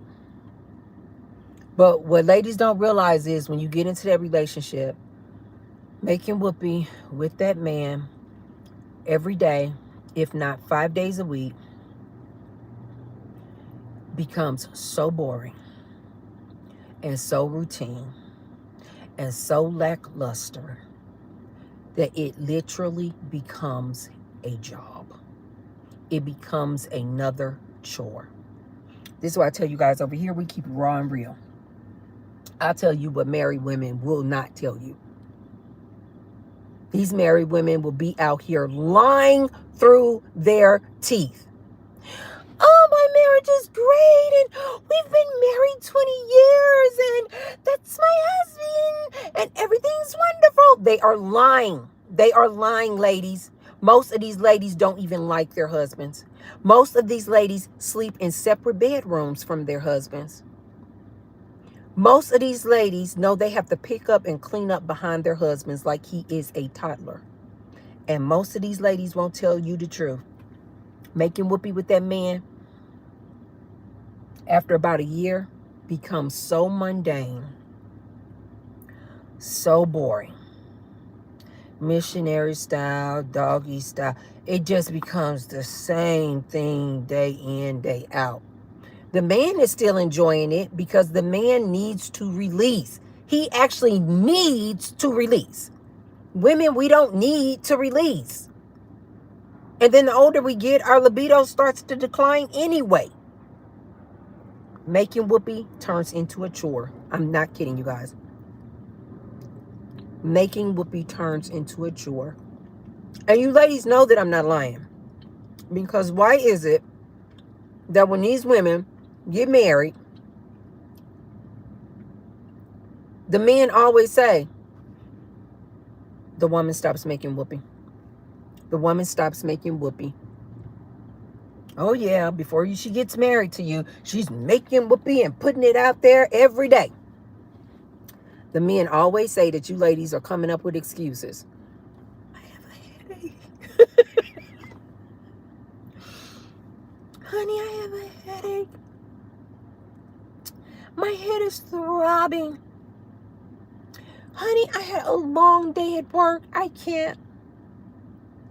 Honey, I stubbed my toe today on the coffee table. Ladies are coming up with every excuse under the sun not to make whoopee with their husbands. Why is that, ladies? Because it's a chore. Because it becomes a chore. And they know that they can't just tell this man. It's become a chore. I'm not in the mood. I'm not moist. I am tired. I just got off of my job. I was working for 8 hours. I was working for 10 hours. I'm exhausted. I just had to fight 2 hours of traffic on the highway. I'm exhausted. These men don't care. These men don't care. They want you to open up your legs. This is why I try to tell my ladies over here and try to warn you ladies about this married life. You don't want no parts of it. And especially not today. Not in 2025. It's not like it was back in the 1950s, where the woman didn't have to work. Her work was the house. Cooking, cleaning, taking care of the kids. You guys, with the economy the way it is today, there is no way that this man can be your sole provider. So all that work is going to fall on your doorstep, ma'am. And guess what happens? When you get a woman stressed out of her wits' end, when you get a woman overwhelmed and overworked, what do you ladies think that does to her libido? Boop. She'll be dry as a desert down there. When a man gets stressed, most of the time, he wants to come and make whoopee because he uses it as a release, you guys. Yeah. Like punching out a punching bag, a release. He uses whoopee as his release to get that pent up energy out. Women, we don't use it as a release. That's why we are just dry down there when we are stressed and overworked. But this man, your husband, does not understand that. And he doesn't care. You know what he's going to tell you? You are my wife. Your job is to open up your legs.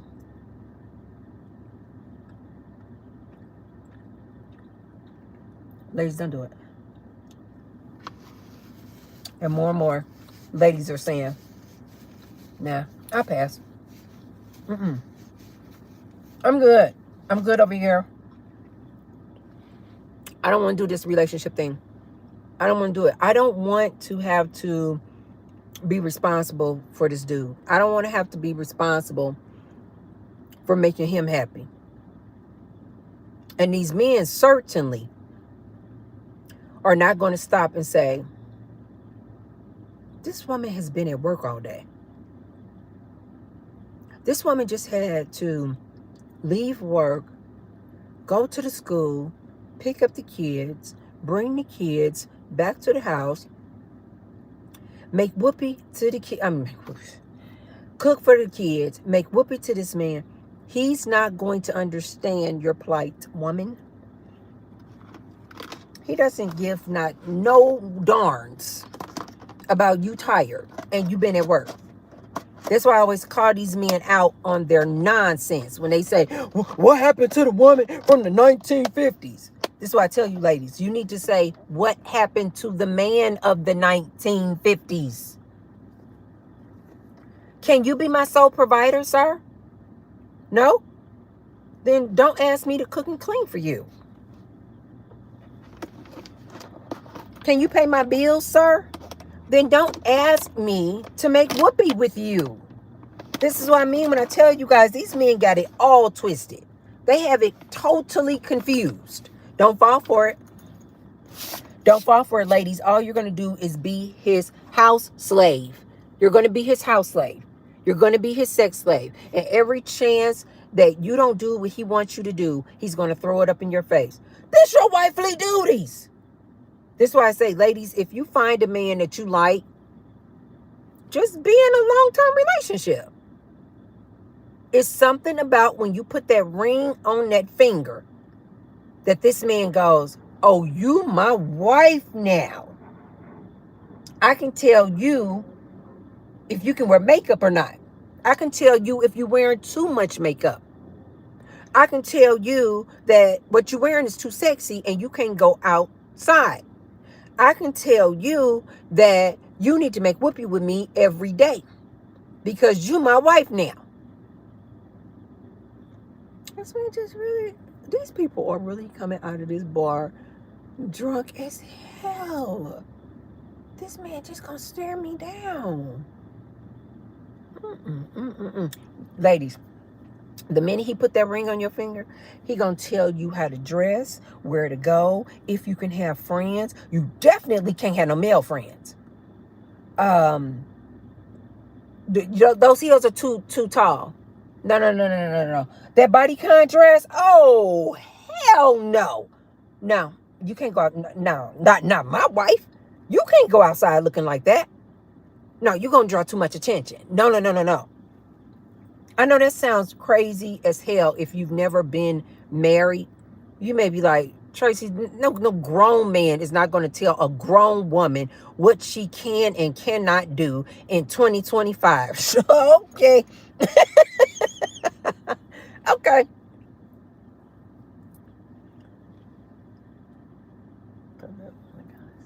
Okay. You guys can think I'm playing if you want to.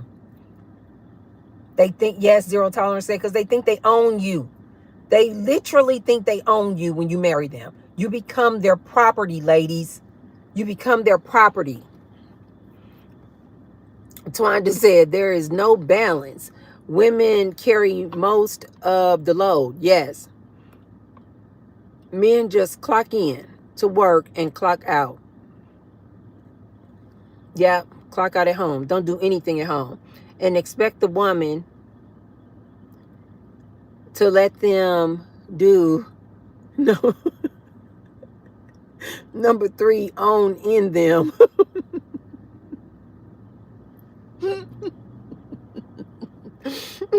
Where's the pleasure in that? Exactly.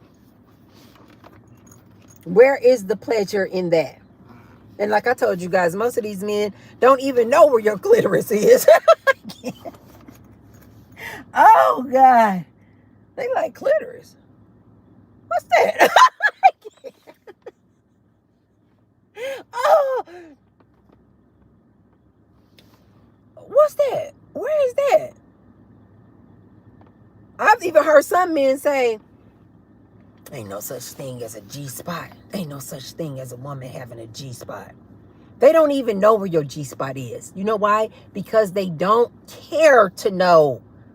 That should let you ladies know. If they don't even know how you like to be pleased and how you climax, that lets you know everything you need to know. They don't care nothing about pleasing you.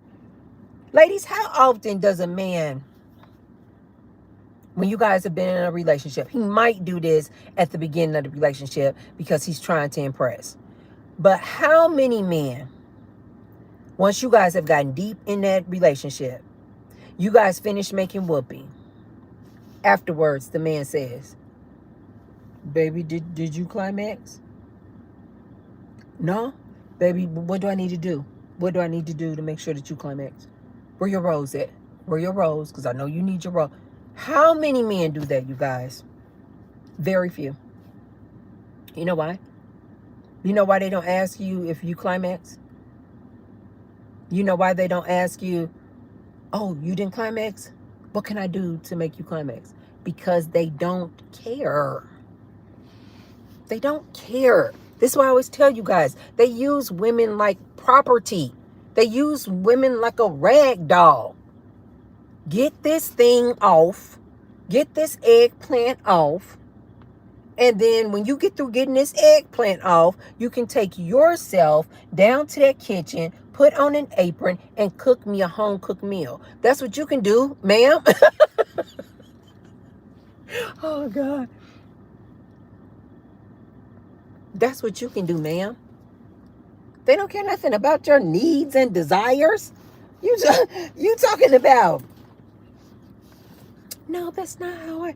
Most men, I'm telling you, you guys, they would be shocked as hell if ladies were honest with them and said, no, sweetie, I didn't finish. I didn't climax, and I never do, because I don't climax through intercourse. Most men jaw would drop. Like, do you guys know how popular the rose is? Why haven't more men said, wait a minute, why is the rose so popular? Because if you guys know anything about the rose is not a dildo. The rose is not a,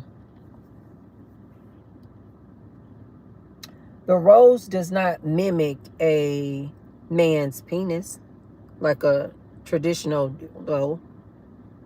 A rose is not used for insertion. It literally, you guys, just in case anybody doesn't know, it looks like the top of a rose, like a closed rose. And in the middle, so if this is the top of it, so just imagine a rose that's closed up. And now look at imagine the top of the rose. And then on top of the rose is a little hole in the middle. And the middle of the hole is supposed to be used on the clitoris.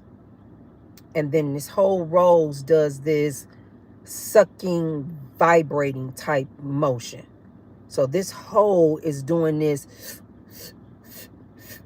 motion, and then it also has a vibration. But looks like the top of a rose, you guys. It does not look like a penis.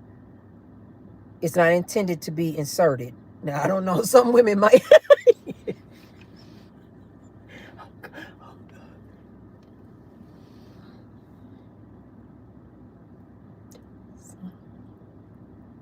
Some women may insert it.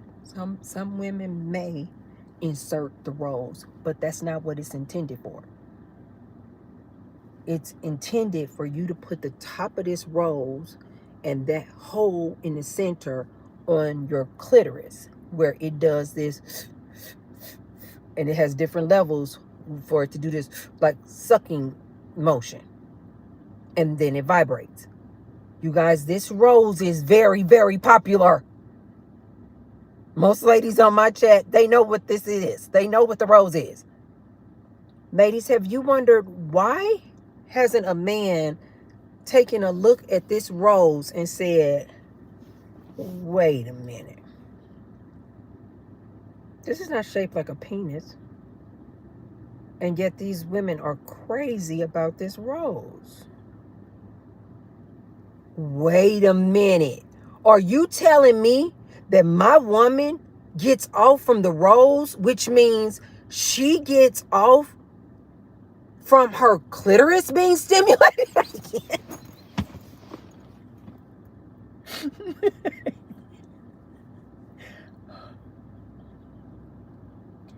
These men are so obtuse. They haven't looked at the rose and said, that means that this woman is not climaxing when we have intercourse.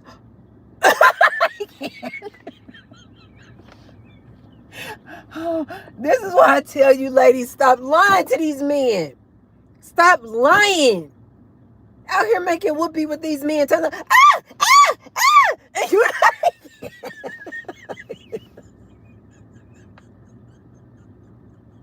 oh my. Yeah. Oh, you ladies make my side hurt. Why are y'all out here performing like this? And you know these men are not making you climax through intercourse.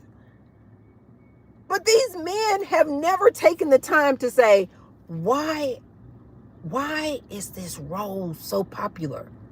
This doesn't do what my penis does. Does that mean that these women are not actually climaxing through intercourse? Let me ask my woman, am I pleasing you in the bedroom? And then if she's being honest, she would say, honey, it feels good. No, baby. Then that's when the men need to say, no, baby, seriously. Do you climax when we have intercourse? And then when the lady, if she's being honest, she say, no, sweetie, I have.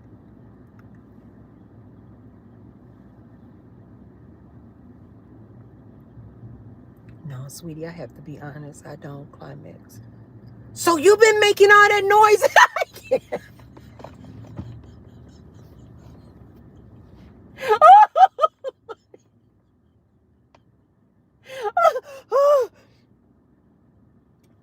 You've been making all that noise and you're not even climaxing? No, baby, if I'm being honest, I don't actually climax. Well, baby, how do you climax? They never want to ask this. You know why, ladies? Because they don't care. They don't care how you climax. They don't want to know how that thing works. They just want to stick their penis inside. They don't care. Yes, you guys, be sure to say hi as you guys come in and hit the thumbs up button. Oh, butterfly steak and count the G's. Is that the G's? The O's on one hand.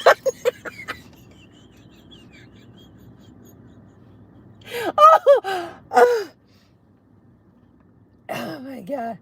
You guys know my personality just does not allow for me to lie, even when it comes to things like that. So I've never been the type of woman. That's why I think it's so funny when I see women do this. So I've never been that woman who just put on this show for you. And yes. I'm not about to do it. And so I have had men ask me flat out, do you climax when we make intercourse? I'm like, no, sir. Really? I'm like, I mean, if it feels good, but I'm not, no, it's just, I'm not, no, I don't climax. Really?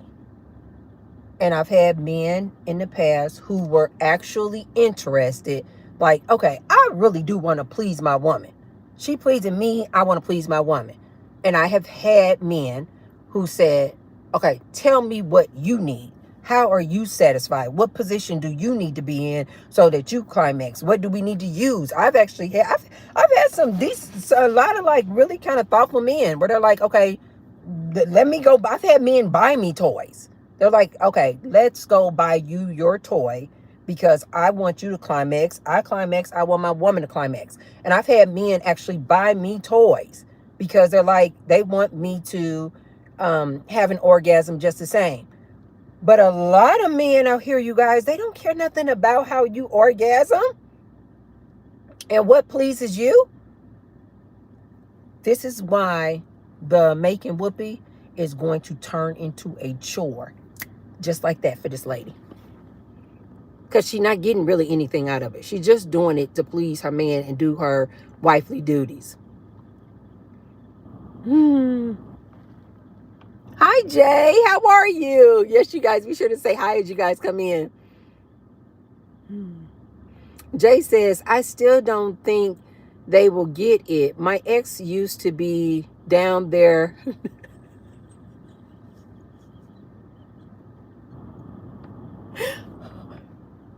You guys know I'm a visual person, so as soon as somebody, they said my ex used to be down there hour and hour and it did nothing.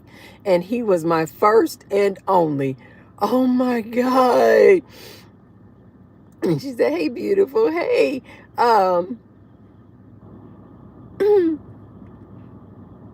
right. Zero Tolerance said just for his ego, not to be hurt.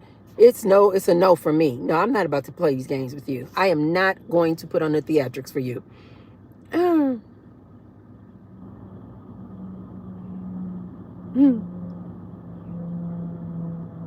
I was late to the party on the Rose, you guys. I was talking to some girlfriends in the gym, and they were just talking, girl, yeah, and that Rose, and that Rose. And I was like, what do you speak of? They were like, Tracy, you never heard of the Rose? I said, no. What is this? What is this? They were like, it's a toy. The Rose?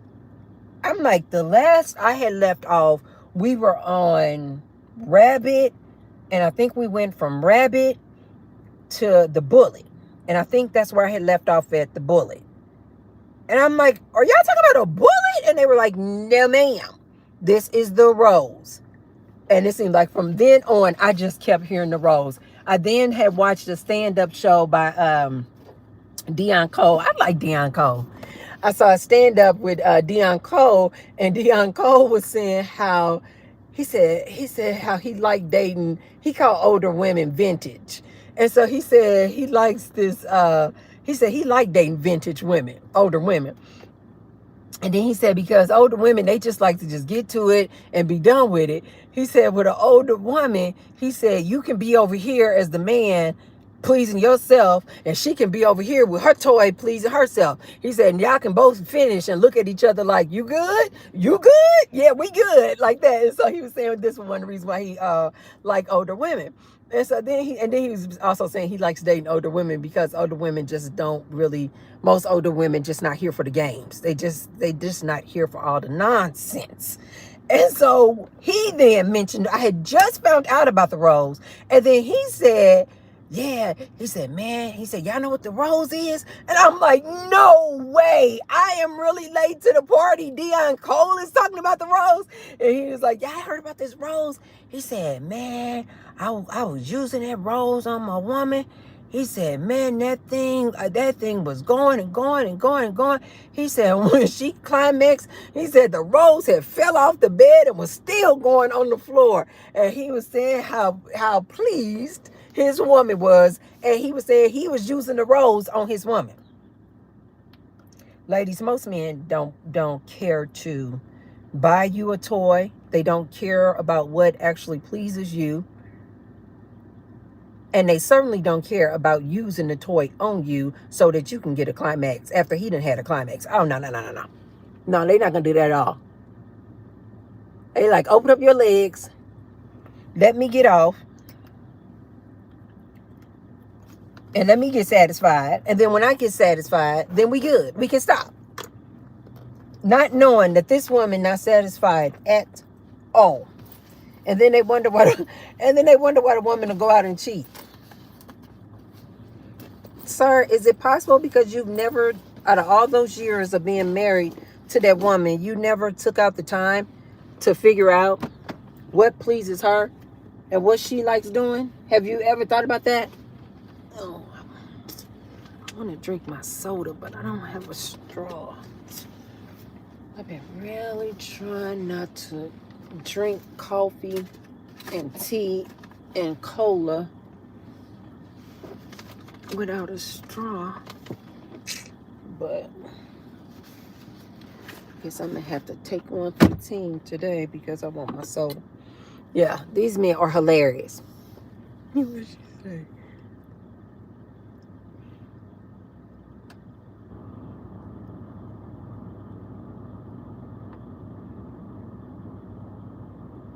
Oh, Jay said it was sad, but she did not enjoy it at all. She was highly disappointed. That just made me think about that, Jay. Can you really teach a man how to perform oral? Really teach a man?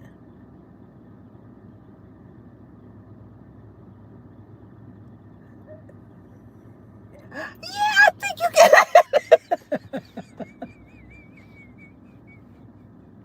Oh, I'm like, yeah, can. And the only reason I was thinking, yeah, I think you can teach somebody because a girl told me. So I'm like, okay, you can't teach a person. But in order for them to be good at it, Jay, you can teach a man how to do it, but that man needs to really want to do it. If he's just like, okay, just show me what to do because you said you got to have it. Like he don't have his heart in it. Mm-mm. No, he's never going to be good at it because he don't really want to do it anyway. A lot of these men don't they want you to give all the BJs in the world, but a lot of these men don't know what to do when it comes to going down there themselves and performing oral. They have no freaking clue, but they always want a BJ. But if a person really wants to please their significant other and they really want to learn, you can teach them. I have found that men who are like, I don't know how. I don't, and never really get good at it. It's because they don't really want to do it anyway. And as far as I'm concerned, most of these men today, they don't even like women. I'm sorry. Most of these men today, they don't even like women. I'm sorry, you guys. They don't really like women. Most of them, I'm sorry, in my opinion, most of these men, they want some backdoor activity anyway because they're down low. So if they don't even want to make whoopee with the P thing and they prefer the backdoor, you know darn well he don't want to do no oral. He don't want to learn how to do no oral. He don't even like the P thing. Most of these men today don't even like the P thing.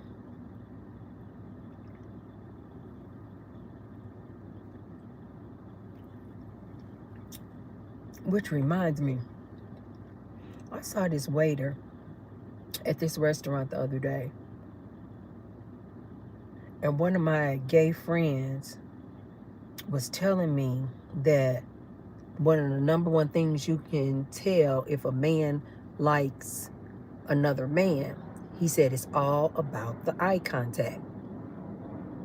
These down low men, it's all about the eye contact. They always want to make eye contact with that man that they like. And you guys know I always tell you guys, get yourself a gay male best friend. Get yourself a good male best friend. They put you on game. And he always told me this. He said, Tracy, it's all about the eye contact. I was at this restaurant last weekend, and this waiter was giving one of the guys so much eye contact that I was like,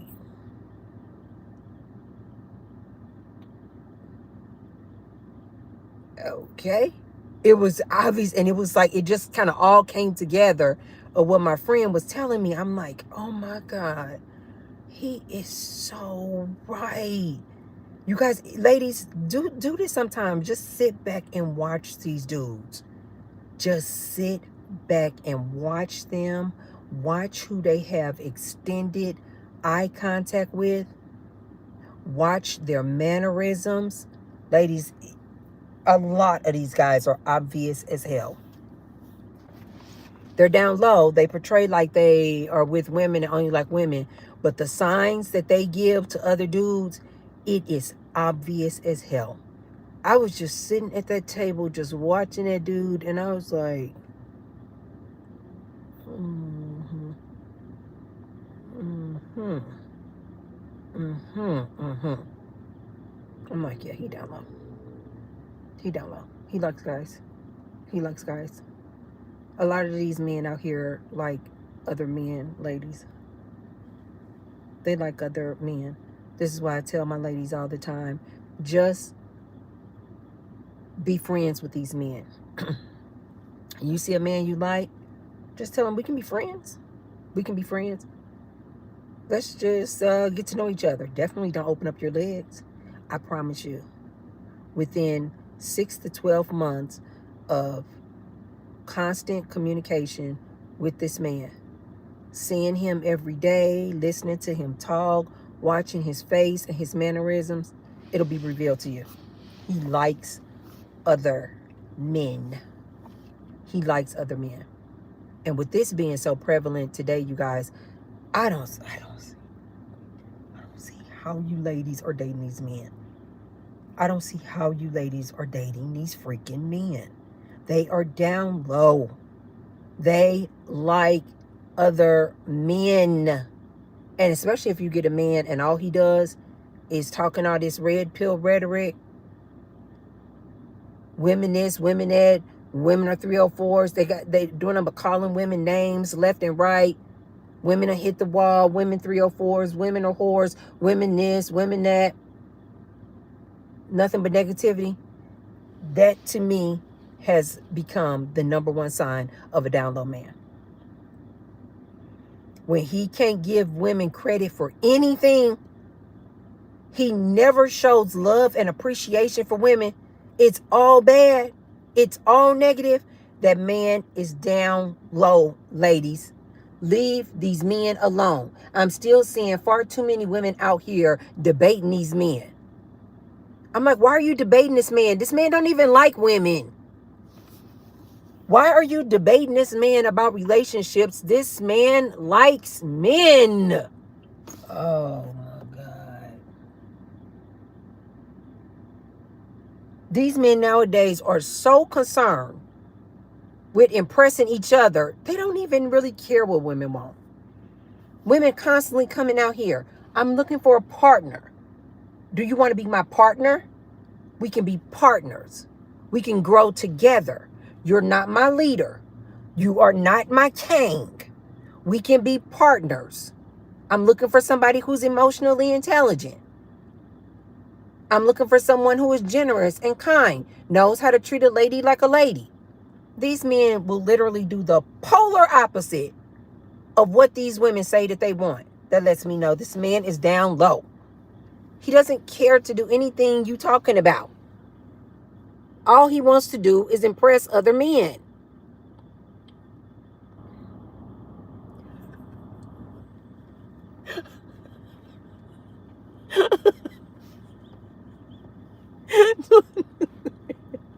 Twana said, yeah, they do. They like the other P thing. Very concerning, which explains the dislike and the maltreatment. I'm turned off from anything from the rear. Exactly. No eye contact, no connection. No, what'd you say? By intent. Yeah. Yeah. Jay said, yes, I agree. Stay friends until you find out who they really are. Yes. Hi, Demisha. She said, very DL. Yes, these men are DL, you guys. These men are DL. And these ladies out here fighting and competing for this man. I'm like, you are wasting your time, young lady. You are wasting your time. Now, here's what I really do not understand. In October of 2025, why won't these men just be who they are? Like, why won't these men just come out? Nobody cares. Nobody cares. This man could be fine as hell. Great eyes, 6'3", beautiful skin. If he comes out and says, but I like men, this is my husband, this is my boyfriend, women would be like, oh, okay, my bad. I'm sorry. Didn't know. And keep it moving. They're not losing jobs if they come out gay. Nobody is going to uninvite them from the party if they come out gay. Nobody cares. But these men continue to be deceitful because they're greedy. I don't care what you say. Because they are greedy. They want the women and they want the men. They don't want to give this woman her choices and her options by just coming out and saying, you know what, I'm fluid. I'm fluid. I like men. I like women, but I also like men. And just be honest and give her the choice of whether or not she wants to be with you. Because they want to manipulate you. They want to gaslight you. And quite frankly, I think because they enjoy. They get a freaky thrill off of walking around in public and everybody in public believes that they are heterosexual, but knowing behind the scenes that they're bending over Timothy. They're letting Timothy bend them over. They like the secrecy. They like the suspense. It's like a thrill. I know you guys are probably like, Tracy, that's not that big of a deal. No, you guys, they love the thrill of getting away with something. Like a kid. You guys know, like a kid, they love the thrill. It's like, don't eat any cookies before dinner. Now, I told you, Johnny, you go upstairs, change out of your work clothes, getting ready for the evening. And Johnny just sneaking down there, sneaking down there, sneaking down there. He knows he can get a cookie, no problem. He just has to wait till after dinner. But there's no excitement in that. It's just like, but to know that he's doing something and he's sneaking and he's supposed to be secret and get the cookie before dinner gets him off. It's like, it's so exciting. That's how these men are. They know darn well that in 2025, don't nobody care about them liking men. Love who you want to love. Women are just like, but can you at least let me know?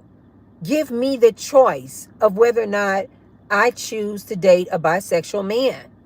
Whether or not I choose to date a fluid man. But they don't want to give this woman the choice. They want to be deceitful.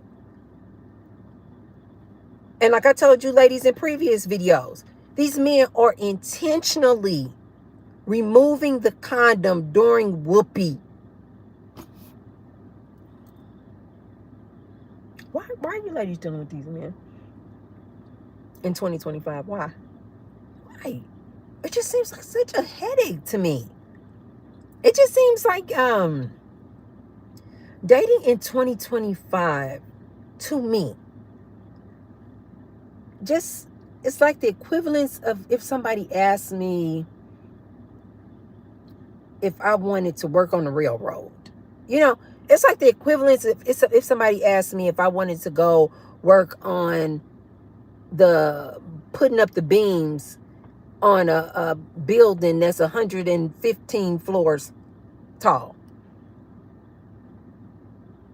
And they were like, Tracy, do you want this construction job? I mean, it paid good money. It paid good money.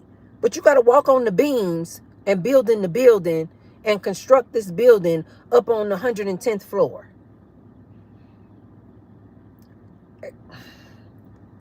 It's just so risky. It's like, why? Why? When I can just be down here on ground one, living my best life without the heartache and the headache or the risk. Why? I literally look at you ladies like that. Ladies dating in 2025. I'm like, that's a risky job, ma'am. I'm like, better you than me. Better you than me. I cannot tell you guys how relaxing, how calming, how peaceful it is when you don't have to worry about some man. Even when you marry these men, ladies, you still worried. You're thinking, oh, no, but once we're married, he's all mine. We're in a monogamous relationship. I don't have to worry about STDs anymore. I don't have to worry about the HIV. I don't have to worry about him having a side piece. Oh,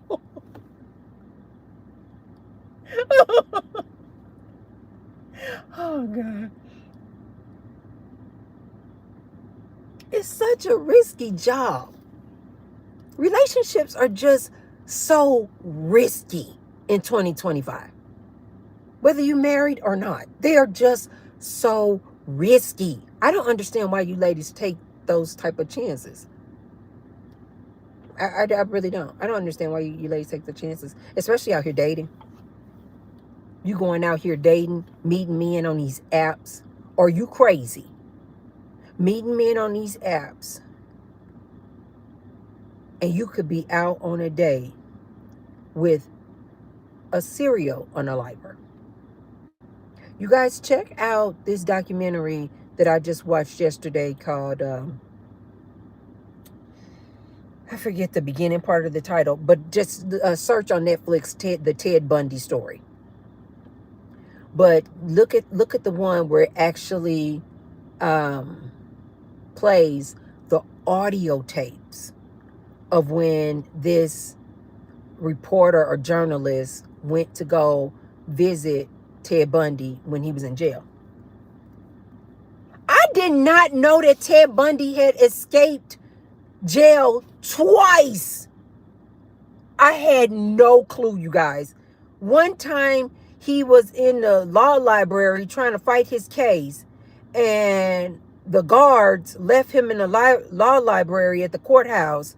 This man jumped out the window of the second floor, jumped down onto the ground, and ran up into the mountains. The second time he escaped, he was in his jail cell. He had stopped eating. He said that he had got down to 140 pounds. He escaped in this opening. He took apart this part of the ceiling and escaped through this opening in the ceiling. He climbed onto the top bunk of the bed and went through the ceiling and escaped through this sheriff's apartment or something like that. I think they said this was, of course, all in like the 70s. This man escaped jail twice. But the reason why I want you guys to listen to the documentary where it actually plays the recordings of him talking about what he did to these women. Also, you guys, I did not know Ted Bundy was a nice looking guy. Let's see. I don't know how many times I gotta tell you ladies. This dude who's going to unalive you, this dude who's going to SA you, this dude who's going to grape you, he doesn't look like a monster. This Ted Bundy guy was a nice looking guy. And was unaliving these women left and right. Left and right. The reason why I want you ladies to listen and watch these documentaries, the Ted Bundy case, Son of Sam, Jeffrey Dahmer, and the one I just watched a couple of weeks ago, Monster, the Ed Gein story. The reason why I want you ladies to watch this is so that you can see these men, see their backgrounds, how they get started in unaliving these women and people. And especially cases like this Ted Bundy case, for you guys to see that this will be a nice looking man. That you will be thinking, yeah, I'm definitely would be safe going out on a date with him because this man could get any woman he wants. He's a nice looking man. If I'm not mistaken, this Ted Bundy dude was like in law school. Like an educated man, you guys. Said he wanted to get into politics. This man just started unaliving people, unaliving these women. Ladies, you need to watch more documentaries like this so that you know there's no look to this man who will unalive you. He may come across out here in public like he's this decent guy. Like he's this regular dude. Like he's a nice looking dude. He can, of course, get any woman he wants. But deep down, he has a disdain. Like absolute hate for women, for whatever reason. Maybe because his mama didn't treat him right. Maybe because the girls didn't give him any time of day when he was in school. Maybe because some girl rejected him. A girlfriend cheated on him. For whatever the rhyme or reason. Hi, Juju. Yes, you guys, be sure to say hi as you guys come in and hit the thumbs up button. For whatever reason, these people start these unalivings. They will start these unalivings, you guys. They all have like a different story. But you guys, they just look like the guy next door. Oh, this other one I just watched too. The name of this one on Netflix is called My Father Was the BTK Unaliver. You guys got to watch this. This man had a wife and kids. He lost his job. He said, idle hands are the devil's playground. What do I tell you guys all the time? With all these men losing their jobs, these men are starting to literally crash out. And then you ladies want to go on a date with this dude? This is a stranger. And you want to just go out on a date with this dude? You don't know him from Adam. But you're going to be alone in his car with him. One of the ladies on the Ted Bundy case was saying that when they were kind of really hot on his trail, again, you guys, in all of these stories that I've been recently watching and these documentaries, the police and the sheriff and the authorities were so slow to identify them as the unaliver, because these men just came off as the boy next door, as the neighbor next door. That's Joe next door, and Joe and his wife and kids. Like, he would definitely, excuse me, he would definitely not be this unaliver. No. He doesn't fit the bill, is what I'm saying. These people just assume this man looks like just your average Joe dude. He doesn't fit the script of an unaliver. Ladies, you need to watch these documentaries. You out here on these apps dating these men, you don't know who the hell they are. And with these men out here losing their jobs, the way they're losing their jobs nowadays, with these men out here filled with all this red pill, manosphere, black pill content, you guys, these men are literally consuming this content day in and day out.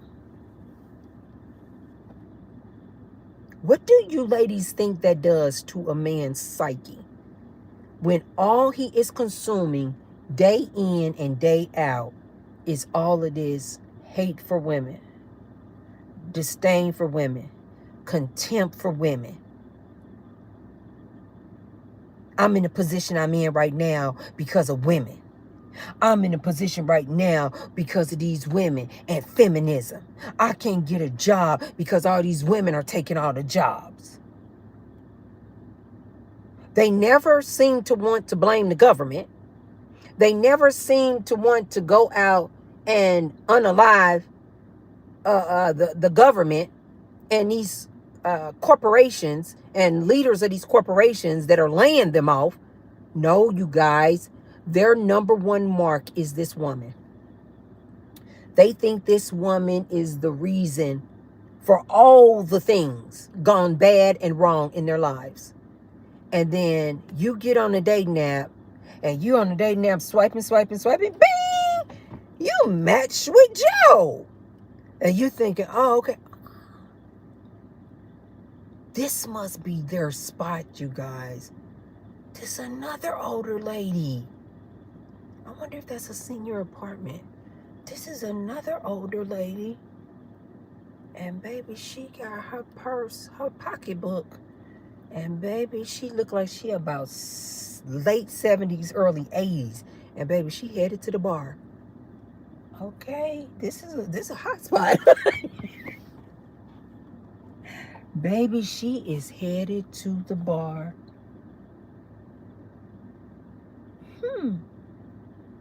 If I'm not mistaken, you guys, a lot of these bars here in Las Vegas, they at the actual bar, they will have the like what looks like an iPad, and you can like gamble at the bar. You can play like blackjack. It's like maybe 5 or 6 different type of games you can play, but it's on the screen right in front of your bar chair. And so you can have a drink, talk to some people at the bar, talk to the barmaid, and at the same time, be gambling. So I remember one time I went to one of those bars and I won like $200 on the little what they call them, gaming bars, or gaming. I remember when I first saw that, I was like, gaming. I just immediately started thinking of Gary and gaming, like video gaming. I'm like, they got a lot of gaming places. And then my ex was like, no, babe, that means they have the actual little gaming screens at the bar. And I was like, oh, okay. So they going in there, they get their gamble on, they getting their drink on. They having themselves a good little time. I love to see older people just out doing it. I don't want to see them drunk like that one lady I just had to run after. But I love to see older people just out and about, walking distance. They can go to the little bar and they have food so they can eat, go to the bar and they can drink all in one spot. I love that for them. But baby, she was dressed to the nines, baby, and she just walking down here, had her little pocketbook. I bet she a regular. They probably like, oh, here come Miss So-and-so. Here come Miss So-and-so. Twanda said, just recently I realized the stranger danger applies to not just the men you don't know. It applies to all men. Heck yeah. Boyfriend, fiance, husband, son, brother, and cousin. Petrifying. Yes. Twanda, this is why I said on one of my videos when I was talking about the T app. And I told women, I said, not only should you put a man's information in there of a man that you just recently met, and you trying to figure out whether or not you should date him. I said, you ladies should put your husband, your husband's information on there. I told you guys, a lot of these ladies are saying, a lot of single ladies are saying that these dating apps are filled with nothing but married men. Married men out here on these dating apps. The wife at home, oh, I'm married. I've been married 30 years. I've been married 40 years. Her husband all on the dating apps. Talking about, baby, I'm going to Home Depot. He going out on a date. These single women out here are putting these men on blast. They said the dating apps are filled with nothing but married men, creeps, and freaks, which is why I tell my ladies all the time, stay off the dating apps. Okay, you guys, I'm going to go ahead and get out of here. Thank you guys so much for joining me on my life. Thank you so much. What is tomorrow's video, you guys? Stay tuned for the videos. You guys know I upload videos every single day. And tomorrow's video, I'm not even about to start. I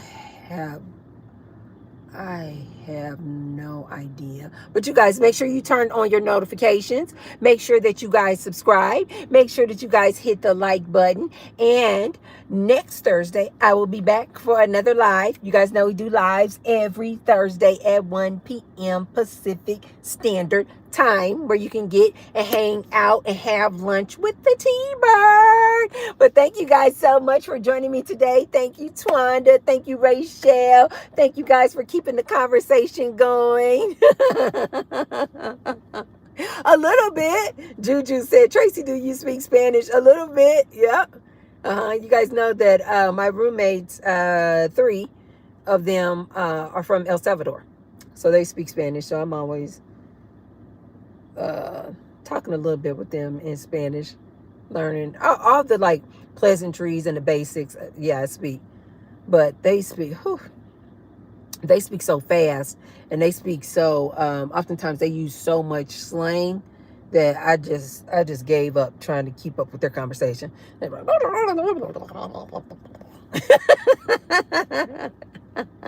Twana said, thank you, Tracy. Yes, you guys, be sure to hit the thumbs up button before you leave. I will see you guys next Thursday. Be sure to turn on your bell notification so you guys know every time I go live, and look out for the videos every single day. And I will see you guys next week. Thank you so much. Bye, you guys. I'll see you next week. What? The video is coming up tomorrow morning. Okay, guys. Bye.